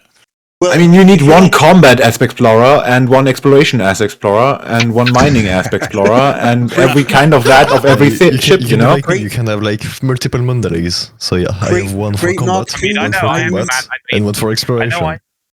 I know I have an exploring Mandalay and then a material collecting Mandalay. I've been using the Crate Mark II for bounty hunting for a long time, and it's absolutely beast. I really, really enjoy it. But for mining, like, you know, you were talking about, you want to try deep core mining. Yes, absolutely. Get a mining ship, like, you can, I would say, try the Type 11. You can kit it out, although it's mostly laser focused. Maybe one of the chieftains, would you say? Or the I'd go for a Clipper for deep core. Clipper? Yeah. Oh, yeah, because all the hard points, really right? Fast. Yeah, and it's got great cargo. Drift nicely around the asteroids for getting those. Maneuverability as well, yeah. Not a bad shout. Well, let's check Inara and see where the closest shipyard that sells a Clipper is. Colonia. Oh, God. Well, you've got to also be Duke with the Imperial. Well, I guess Colonia isn't an option because it's independent, right? Oh, no. Yeah. I forget which is the... I haven't done any of that stuff. And you've got to be king to be cutter. Benric, though, if you want some, like, I mean, obviously these guys will give you a million tips on ranking your Imperial thing, but find a home station when you're back to the bubble. Find a home station in the Empire space and just run missions. Filter out by Empire to Empire and just run missions, data missions even. Like, we'll just slap your Imperial rank. Or is that it's a large? Always I like that. take the reputation. Is it reputation or the... It's reputation. Yeah. Take reputation for every reward instead of the credits. Yeah. No, it's also quite easy. It's quite easy now to... At some point, you need to go grind up all of our reputations and materials at some point. Yeah. Sounds like I do too. Well, that's what I'm getting on when I get back, I guess. I guess part of me just doesn't want to grind it out because it's just not how I like playing those kind of games. I agree. See, again, it comes back down to how, like, I just love flying anywhere in the game. So I just run, I just used to run data courier missions. I used to think of myself as a little, data espionage kind of little, like a little pirate. Yeah. And just run data between ships. Higher the risk, the better, and I would run these high risk data missions. Yeah, I know the feeling. Carrying data between stations because I just love making a couple of hops. I think you're describing the mail service.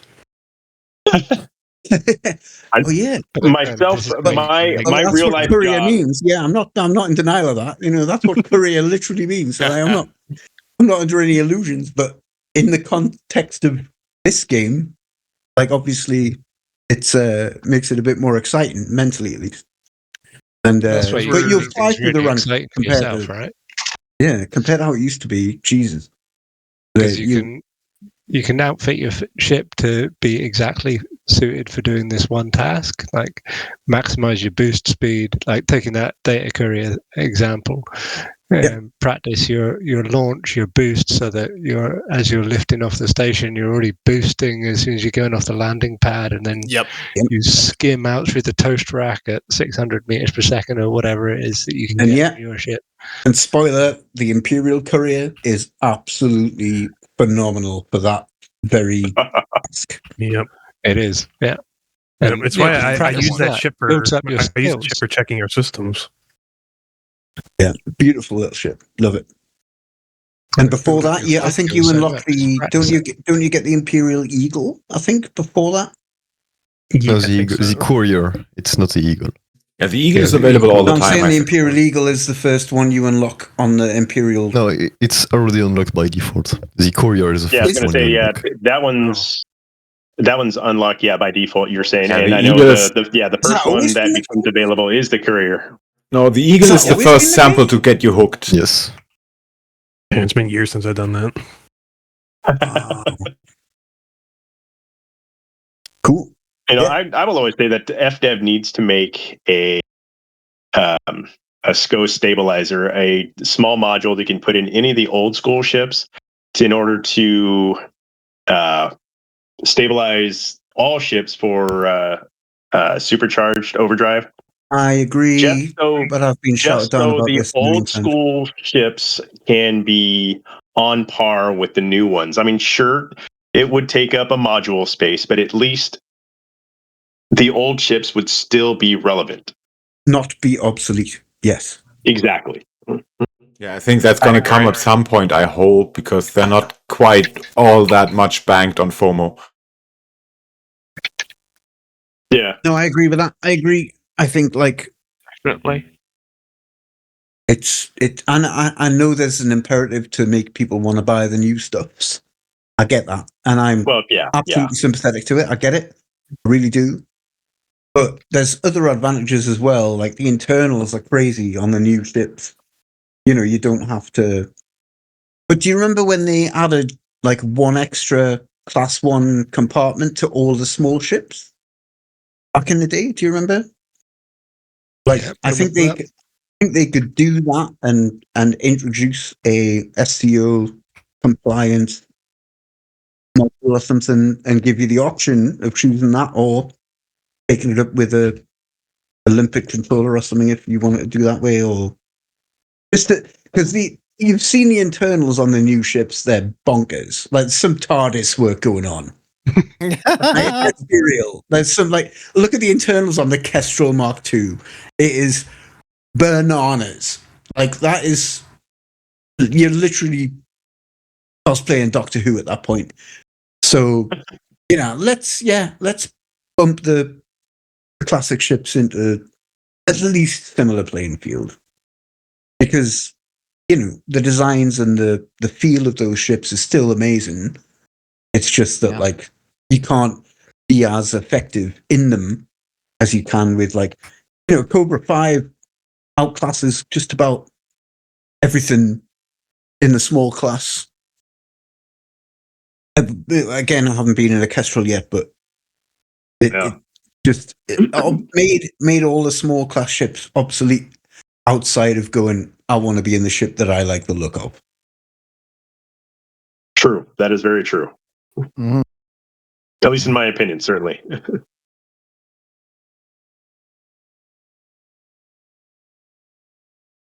I just had a question and now it's gone again. Fuck me. Was that a question? I don't think we can answer that at NEWP. Yeah, I Pretty doubt sure it. it breaks one of our server rules.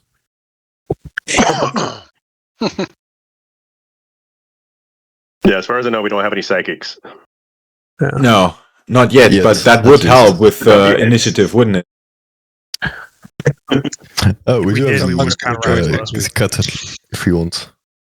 I mean, how many people in joining or coming for your help didn't even know what to ask?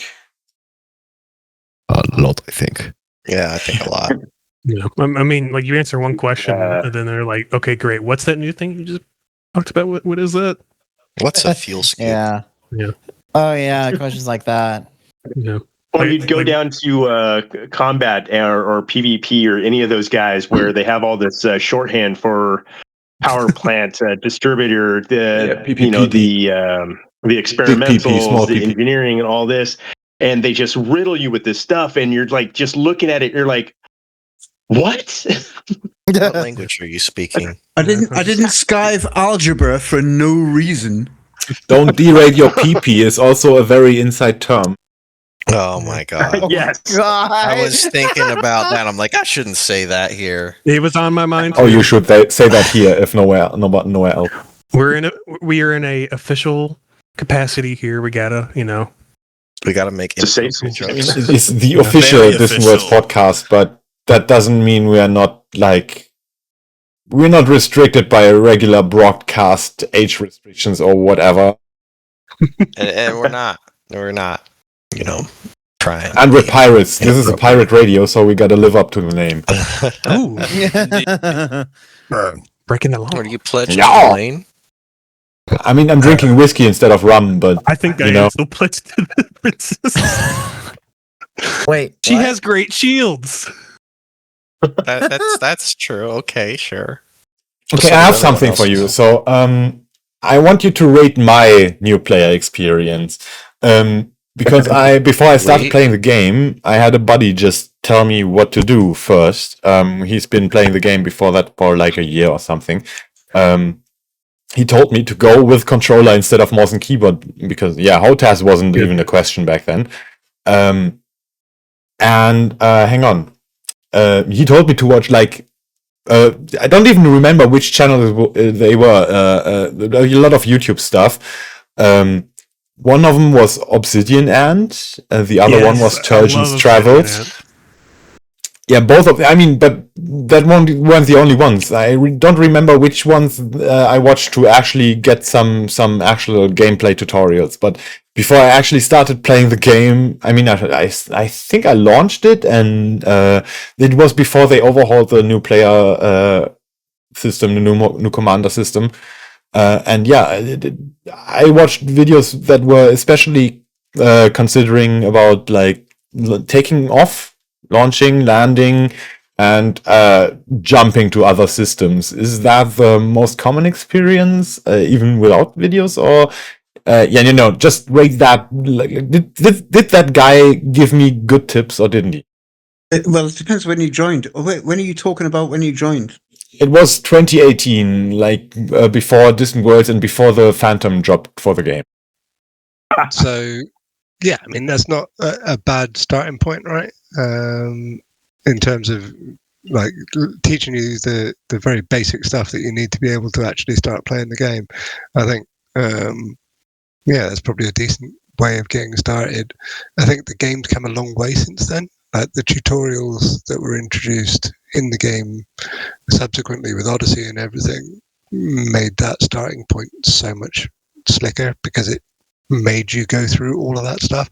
I think back in 2018 they had you starting in a somewhat disabled Sidewinder and got you to work through the controls like that at that point. Oh yeah, I remember that. Yeah, The flight tutorial. Which was pretty bare bones to say the least. That thing is still around. I did that a few months ago. Yeah, it is. Actually. It's still there. It doesn't really teach you much. It teaches you what the boost button is and how to steer the ship, and that's about it. But I mean, there's no review to it. It's like, okay, do it this one time, and I hope you remember it. Yep, exactly. Yeah, like, If and you Just here's like your a pre-fight control- checker. Here's your Screw you if you have to get off.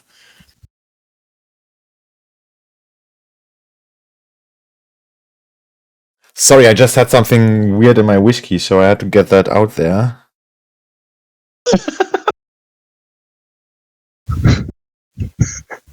No, I just drink that too.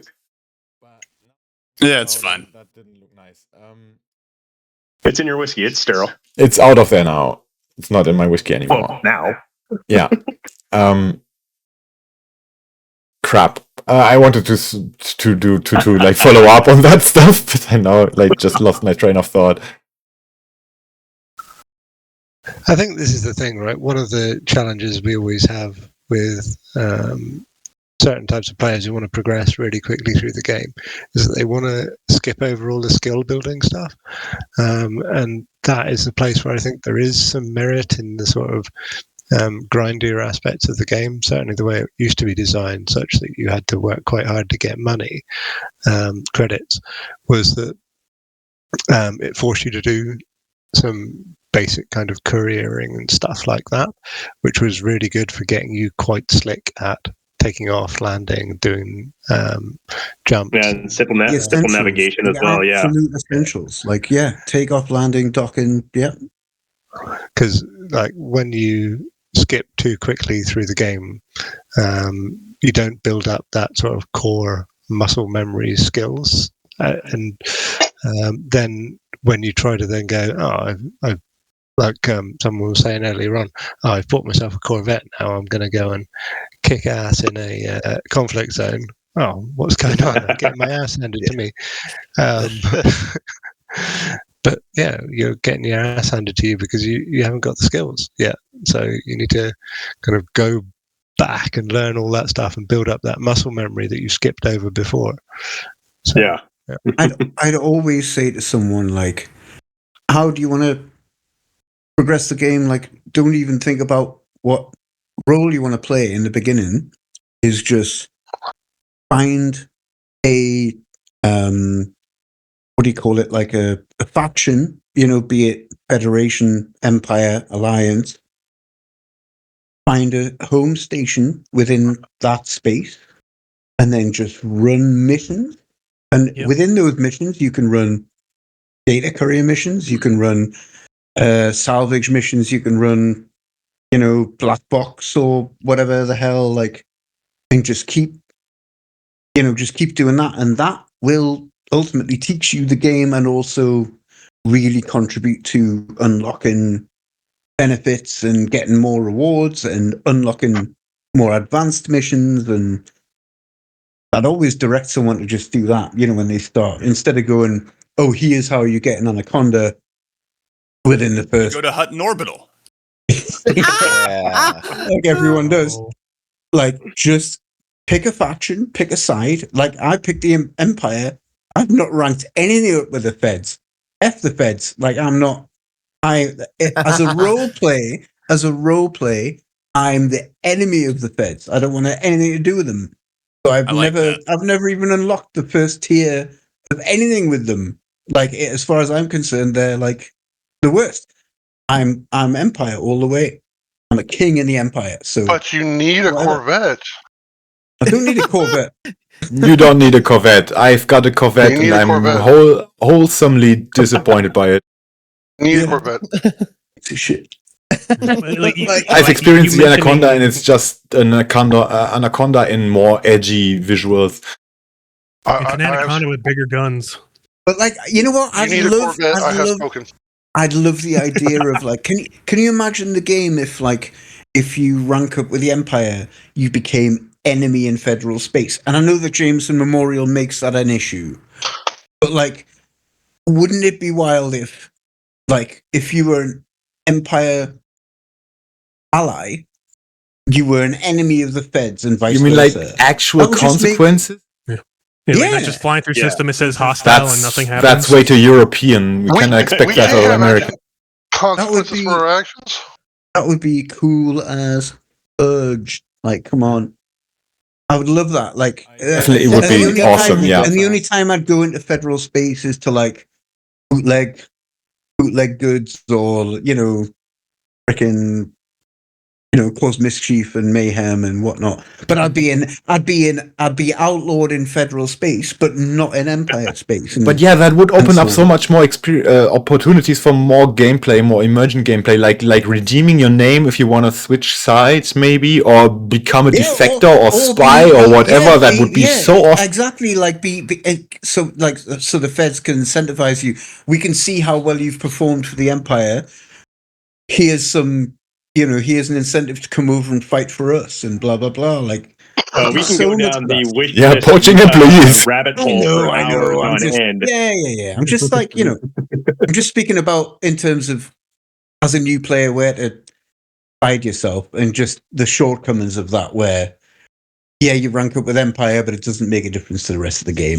I mean, if you're, unless you're actually into roleplay, because that's what I forgot earlier, but how much is the NEWP initiative involved in actually doing roleplay in the game? Because I think, and I'm not sure, but there's probably a huge roleplay part of the game that I'm missing out on. Because if you're like in a minor faction or a squadron and kind of do that kind of faction play kind of thing, there would be definitely consequences to or at least requirements to get back your trustworthiness or anything with a certain player faction, for example. I don't know how much you guys are into roleplay, but so, please. As far as like the role playing, NEWP's faction is essentially just materially neutral to it. We do have like some people like come in that are like more like wanting to like role play, but for the most part, NEWP is in like the grand scheme of like the power play a neutral party. We have like our own BGS faction, but that's mostly just like taking doing like the game of chess that is like taking control of systems and assets and stuff there. Hohen, maybe you could talk on it. We do, because part of like both our BGS and our more recent like power play branch is like also like teaching people about those mechanics. I also recommend people do missions to figure out what they actually like about the game. Part of that people have learned from joining our BGS crew and running missions for NEWP and our targets, figuring out what those missions are. A good chunk of people will move on to other squadrons, do other, like they might get into the power play. We don't push anyone in any direction as far as like any like favoritism toward any like faction outside of NEWP. But we do support people to figure that stuff out. Like that's what they want to go do. Is there any place you direct people to who want actually to who do actually want to play in a faction-based role play environment, like where you actually have to face these kind of consequences, like redeeming yourself or anything? Is there any place to go even? I'm sure some members on staff have conversations like that. I know we have one of our channels. We have kind of our own little mini squadron recruitment center that people can go check out. We do also, we'll make suggestions for people to go visit the Squadron Recruitment Center server. But like we really don't want to like show favoritism toward anyone, but we have people from other squadrons all over the server who are around to chat, recruit people for whatever for whatever purposes. So yeah, not anyone in particular, but everyone's welcome to come in, learn, and go off in whatever direction they want.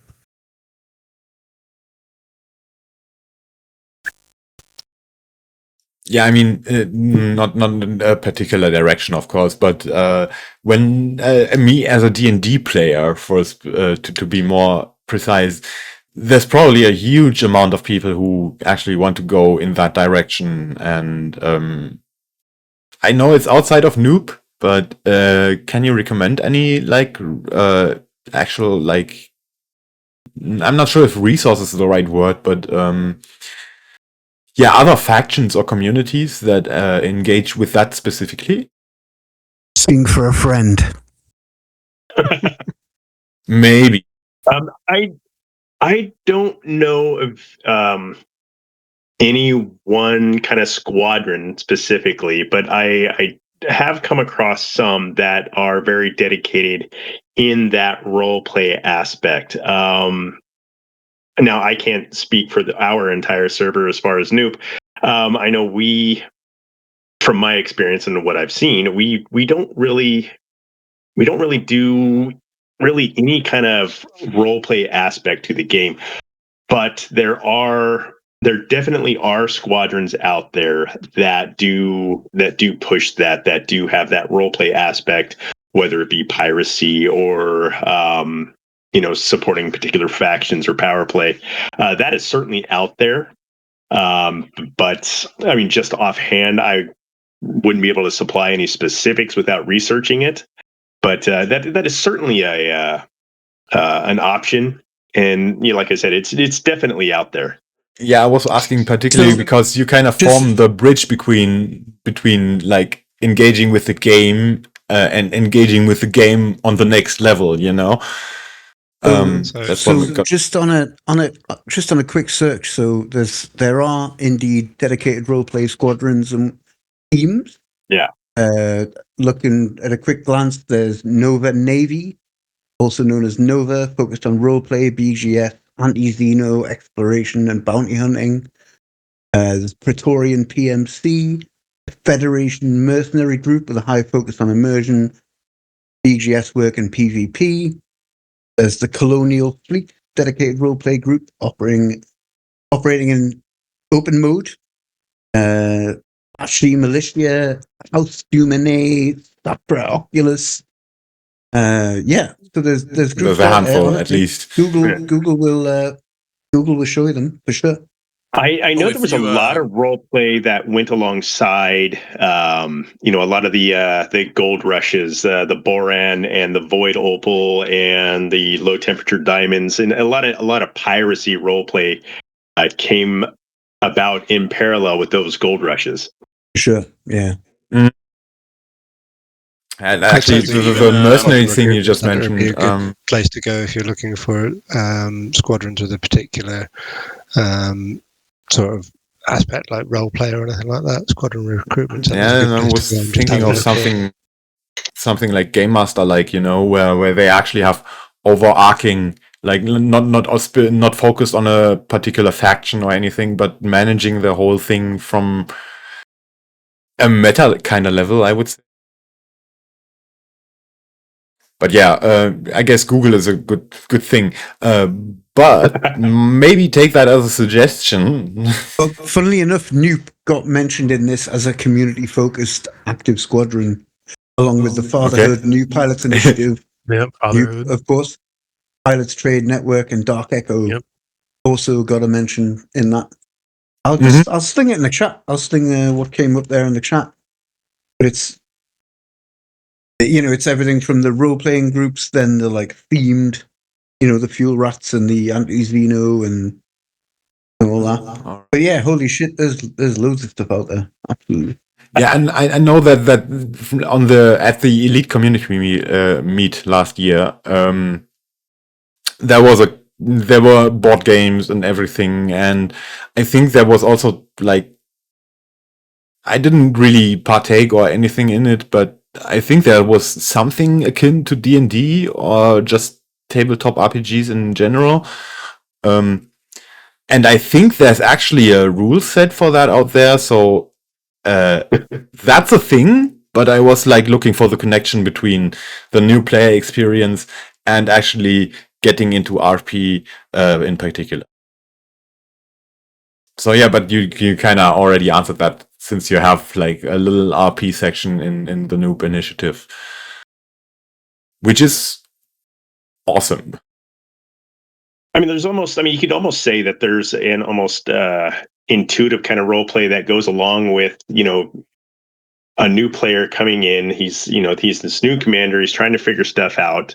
And, as NEWP, a squadron, we take these folks in, and, in being that teacher, that's the role. And, we're playing the game. So as an overall kind of blanket sort of thing, I mean, it's all a role play, just starting the game from the launcher itself. You become this character that, as a new player, you're this fresh, you're this greenhorn type of guy, and you go and look for a mentor within, like our squadron, and we take you under the wing, and it's a whole student teacher kind of. Just in its almost base form, it's a role play. Yeah, true.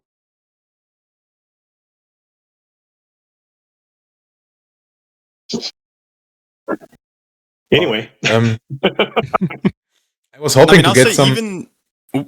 Even though I'm not role playing, it still feels like you're role playing if you're a part of the expedition and whatnot. I mean, you could argue that I role play as a DJ on the radio. Yeah, I do that, but. Yeah, but it's super cool just flying the ship around and talking to other people, and we refer to each other as commander. We say 07 all the time. It's role playing even if you're not actually into role playing. Yeah, true. Yeah, that's kind of a everyone does liminal 07. I started doing 7-Up because I just wanted to drink. I will do that into our squadron chat just to throw people off.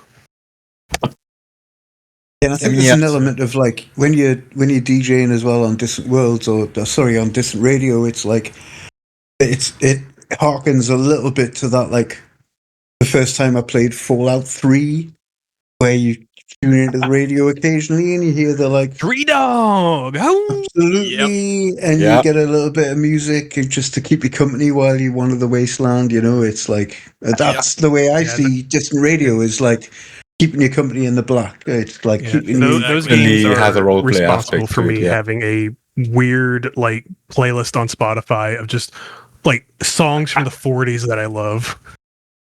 Oh, dude, the Fallout music is unbelievable. Yeah, or like even like I tell you what fits the BioShock soundtrack, the first BioShock. Yes, like, absolutely that 30s fucking what do you call it? Like lo-fi recordings of those old tracks. That's amazing. Yeah, Zorora, your Zorora edits are one of the things. It's natively got that like staticky sound that feels like it would have if you were pulling it up from another planet or something like that. It's always like totally weirdly upbeat for the situations you're into. Absolutely, like alarmingly upbeat for how dire the situation usually is. Yeah, absolutely. Jarring, like juxtaposed. Like I love that. Yeah, the juxtaposition is a good word to put in here, because it bleeds into it. Everything bleeds into each other in a very wholesome way. At least when it comes to Elite and its community, which is kind of fascinating. Absolutely. And we're all a bunch of nerds here, and I love that. Nerds? We're all nerds. It's cool to be a nerd now. Yeah, we're cool kids now. Always been cool to be a nerd. Shut up. Shut up, nerd. Shut up, nerd. I'm a bigger nerd than you are.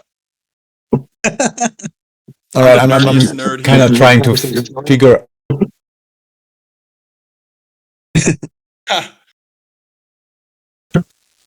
Well, myself, I've got some IRL stuff to do. I got to go adult now, and it's been great chatting with you guys. All right, I've got to take off. All right, I think then if there's no new experiences to share, and I think we covered the basics at least, and we've been going for about 2 hours now. So we're you get definitely all of us together, and we're bound to go off topic. Yeah, I mean that's kind of part of the program. Yeah. Cullen knows me well. I'm prone to it. I've been holding it back this whole time too. There's kind of a funny story about me and Mav. Oh, go ahead. Which one? There's a lot of them. Oh God! Yeah, there's 5 years worth, but I know the one. We spent so many years like just tormenting me and me, timing him out and everything else. Well, like even like before the timeout became a thing, we were just like going. I'm muting him, whatever. Yeah, the whole thing came about because my name's Maverick. His nickname is the Goose, and we're both Top Gun fans, and I immediately keyed in on that. The funny part is, and Mav, let me tell a story here.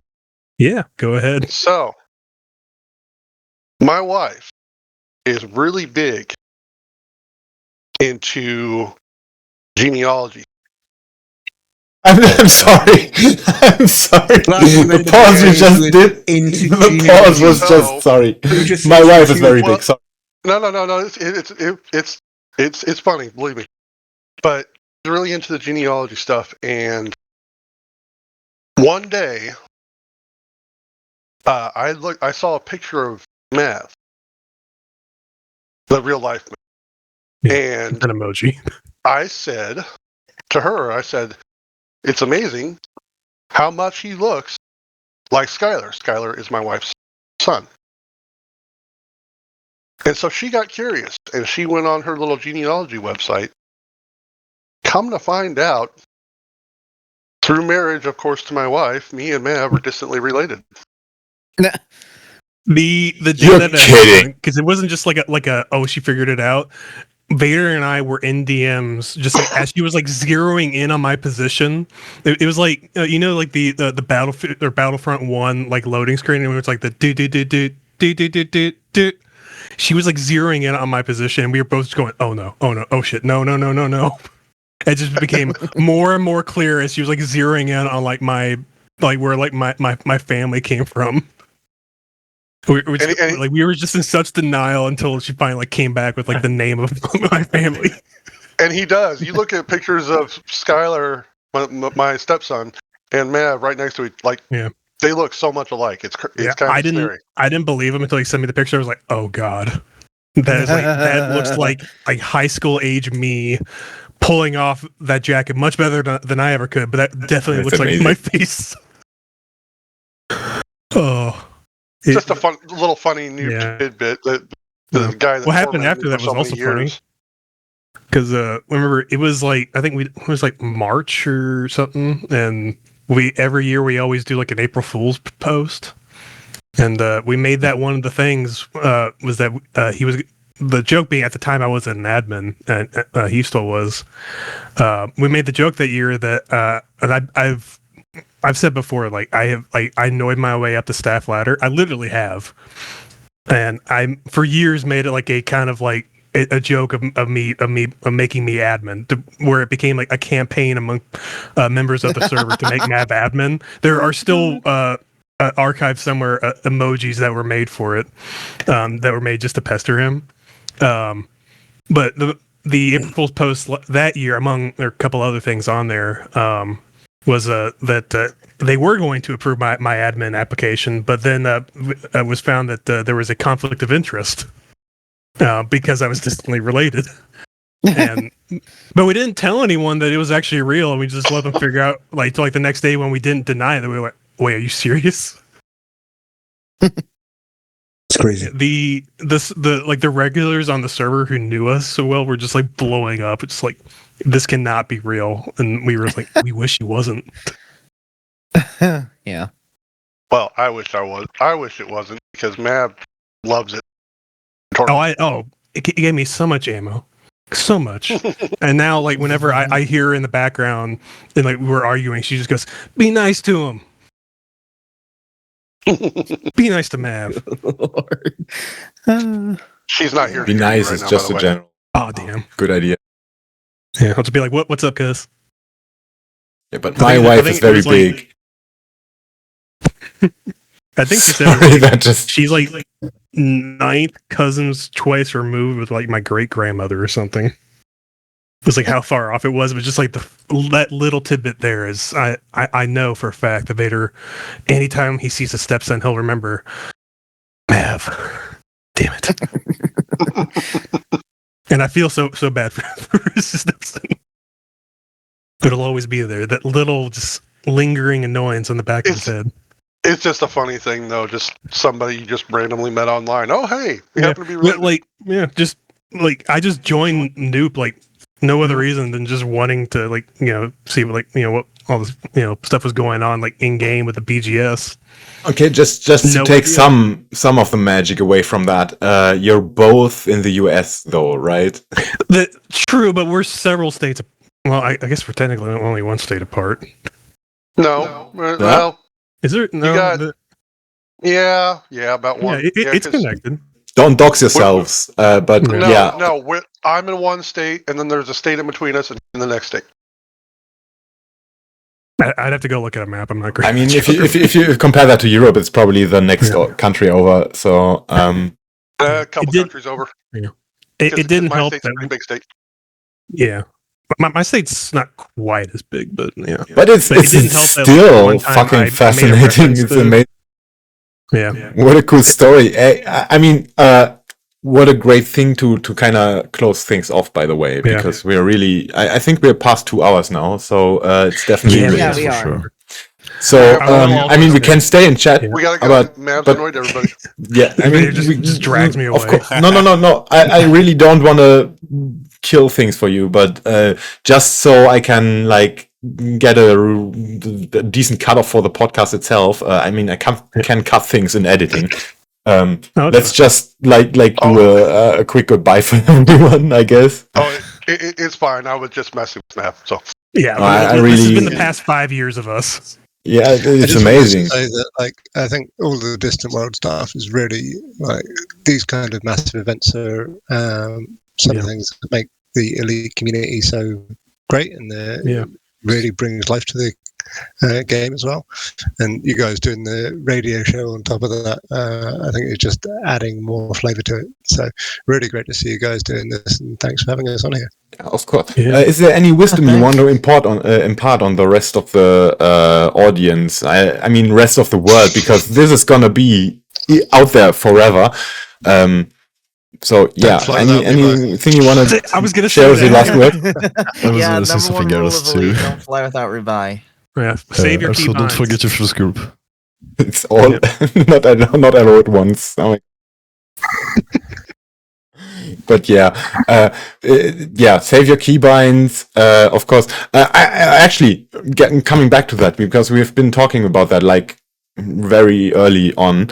There's a trick to avoid having to back up your keybinds by yourselves is third-party apps like ED Copilot and other stuff. They don't even need a third-party app. Yeah. Oh, does Elite do that by itself by now? No, it's just you need to mess with your files, but it's pretty much you go into the app data folder. Yeah, of course, that's the usual way. Local. Yeah, I actually just did it. So you go into local app data, and then you find Frontier Developments, and then you go into your Options tab, and then it's in your Binds tab there. It's like 5 things in there, but you'll find it. Yeah. If you don't want to do that, just install ED Copilot, because I'm personally attached to that app. Just because it's so amazing. It does that automatically for you. So if you don't want to have to bother with that, unless you're playing on Linux, but that's a whole nother story. Right. So I think for me, if there was any last advice, and we kind of covered it earlier, just don't rush. Yeah, don't rush. Don't- This is a game don't- of patience, and it's You see rewarding the us. see the big shiny Clipper, you see the big shiny Corvette. Oh, I want to rush clear that. Give me all the money and rush me clear that. Yeah, don't do that. Learn It's a the smaller marathon. ships, master the smaller ships, then move on to the medium. Take your time. Enjoy the ride. If you know what Dark Souls is like, this is easier. Yeah, and like we were saying earlier, just figure out like what you actually like in the game. There's so many different routes you could do, like the main stuff: trade, combat, exploration. The little niches like the BGS, like we got sucked into. Just figure out like what you enjoy and just roll with it. Yeah, there's so much about the game, right? It's ridiculous, man. I have a lot to catch up on. I mean, I want to say manage your expectations, but I'm not sure if that's actually the right advice. Find the fun. I want to go find 100,000 things to do and sink all of my time into this game. I'm not sick of this yet. Yeah. Don't burn yourself out though. Yeah, I mean, I won't. That's something you're going to enjoy about the game. I think that is Like another. if I'm one burned the out of key exploration, things. I just go mining. You know? Yeah, exactly. And that's Switch it up. right? Or talk to the Because we've seen community a if lot you're of people tired over of the the game years- at all. We've seen a lot of people over the years who've got into something or set themselves an objective and have just gone after it so hard they burn themselves out. Like somebody who's gone, all right, I want to do exploration. I'm going to go on a 50,000 light year round trip on my first go out of the bubble. And it's like, I wouldn't do that. No. I mean, if you want to, if you think you're going to come back from that, why not? Yeah, well, it's one thing to do it. It's one thing to do it in a group. It's another thing to do it on your own. Right? It's a very different experience. Yeah. The community is one big thing that always kept me attached to the game. So, engage with the community is my main tip for the game. yeah, that's a great one. And yeah, and another thing, and again, I covered this earlier, but just gankers are a thing. They can be fun. They're not going to go away. Don't take interactions like that personal, and you may find that those people you thought were jerks are actually really cool. Yeah, and if you want to avoid it, you've got private groups like VCOM. You can actually feel safe there. That's technically the definition of a safe space. Yep. Very much so. And yankers aren't exactly unavoidable. Aren't always going to kill you. There are ways to avoid them, and there are ways to. But what I was more saying, just don't take things like that personal, because Exactly. what you do, Make a difference it just between fuels it. Yeah. Make a difference between gankers and griefers, and Yes, you're gonna be fine. Big difference. Yep. All right. So thank you everyone for being here. This was an amazing episode. Actually, I really enjoyed having you all. I hope you had fun too, as well as the audience. I hope we didn't miss any crucial questions or anything. Where's Raxla? We're not going to tell you. That's classified. I'm not going But yeah. there again after last time. Thank you everyone for coming. Have a good night and goodbye. That's Thanks very much. See you later. I'm actually going to tap out because it's I'm 1 o'clock here, and I think our baby is just waking up. So I got to It's tap almost out as 8 well. and I've not eaten dinner. Same. Me too. My wife, It's time to tap my wife out. should be home soon, so Tell her I said hi. right. Goodbye everyone then. Bye. Nice See ya. meeting all y'all. It was a Yeah, nice pleasure meeting ya. talking. Yeah, it was fun. It's rare we get Creepy. everyone together You like have a that. set later, right? Glad to be of service, I guess. Bye.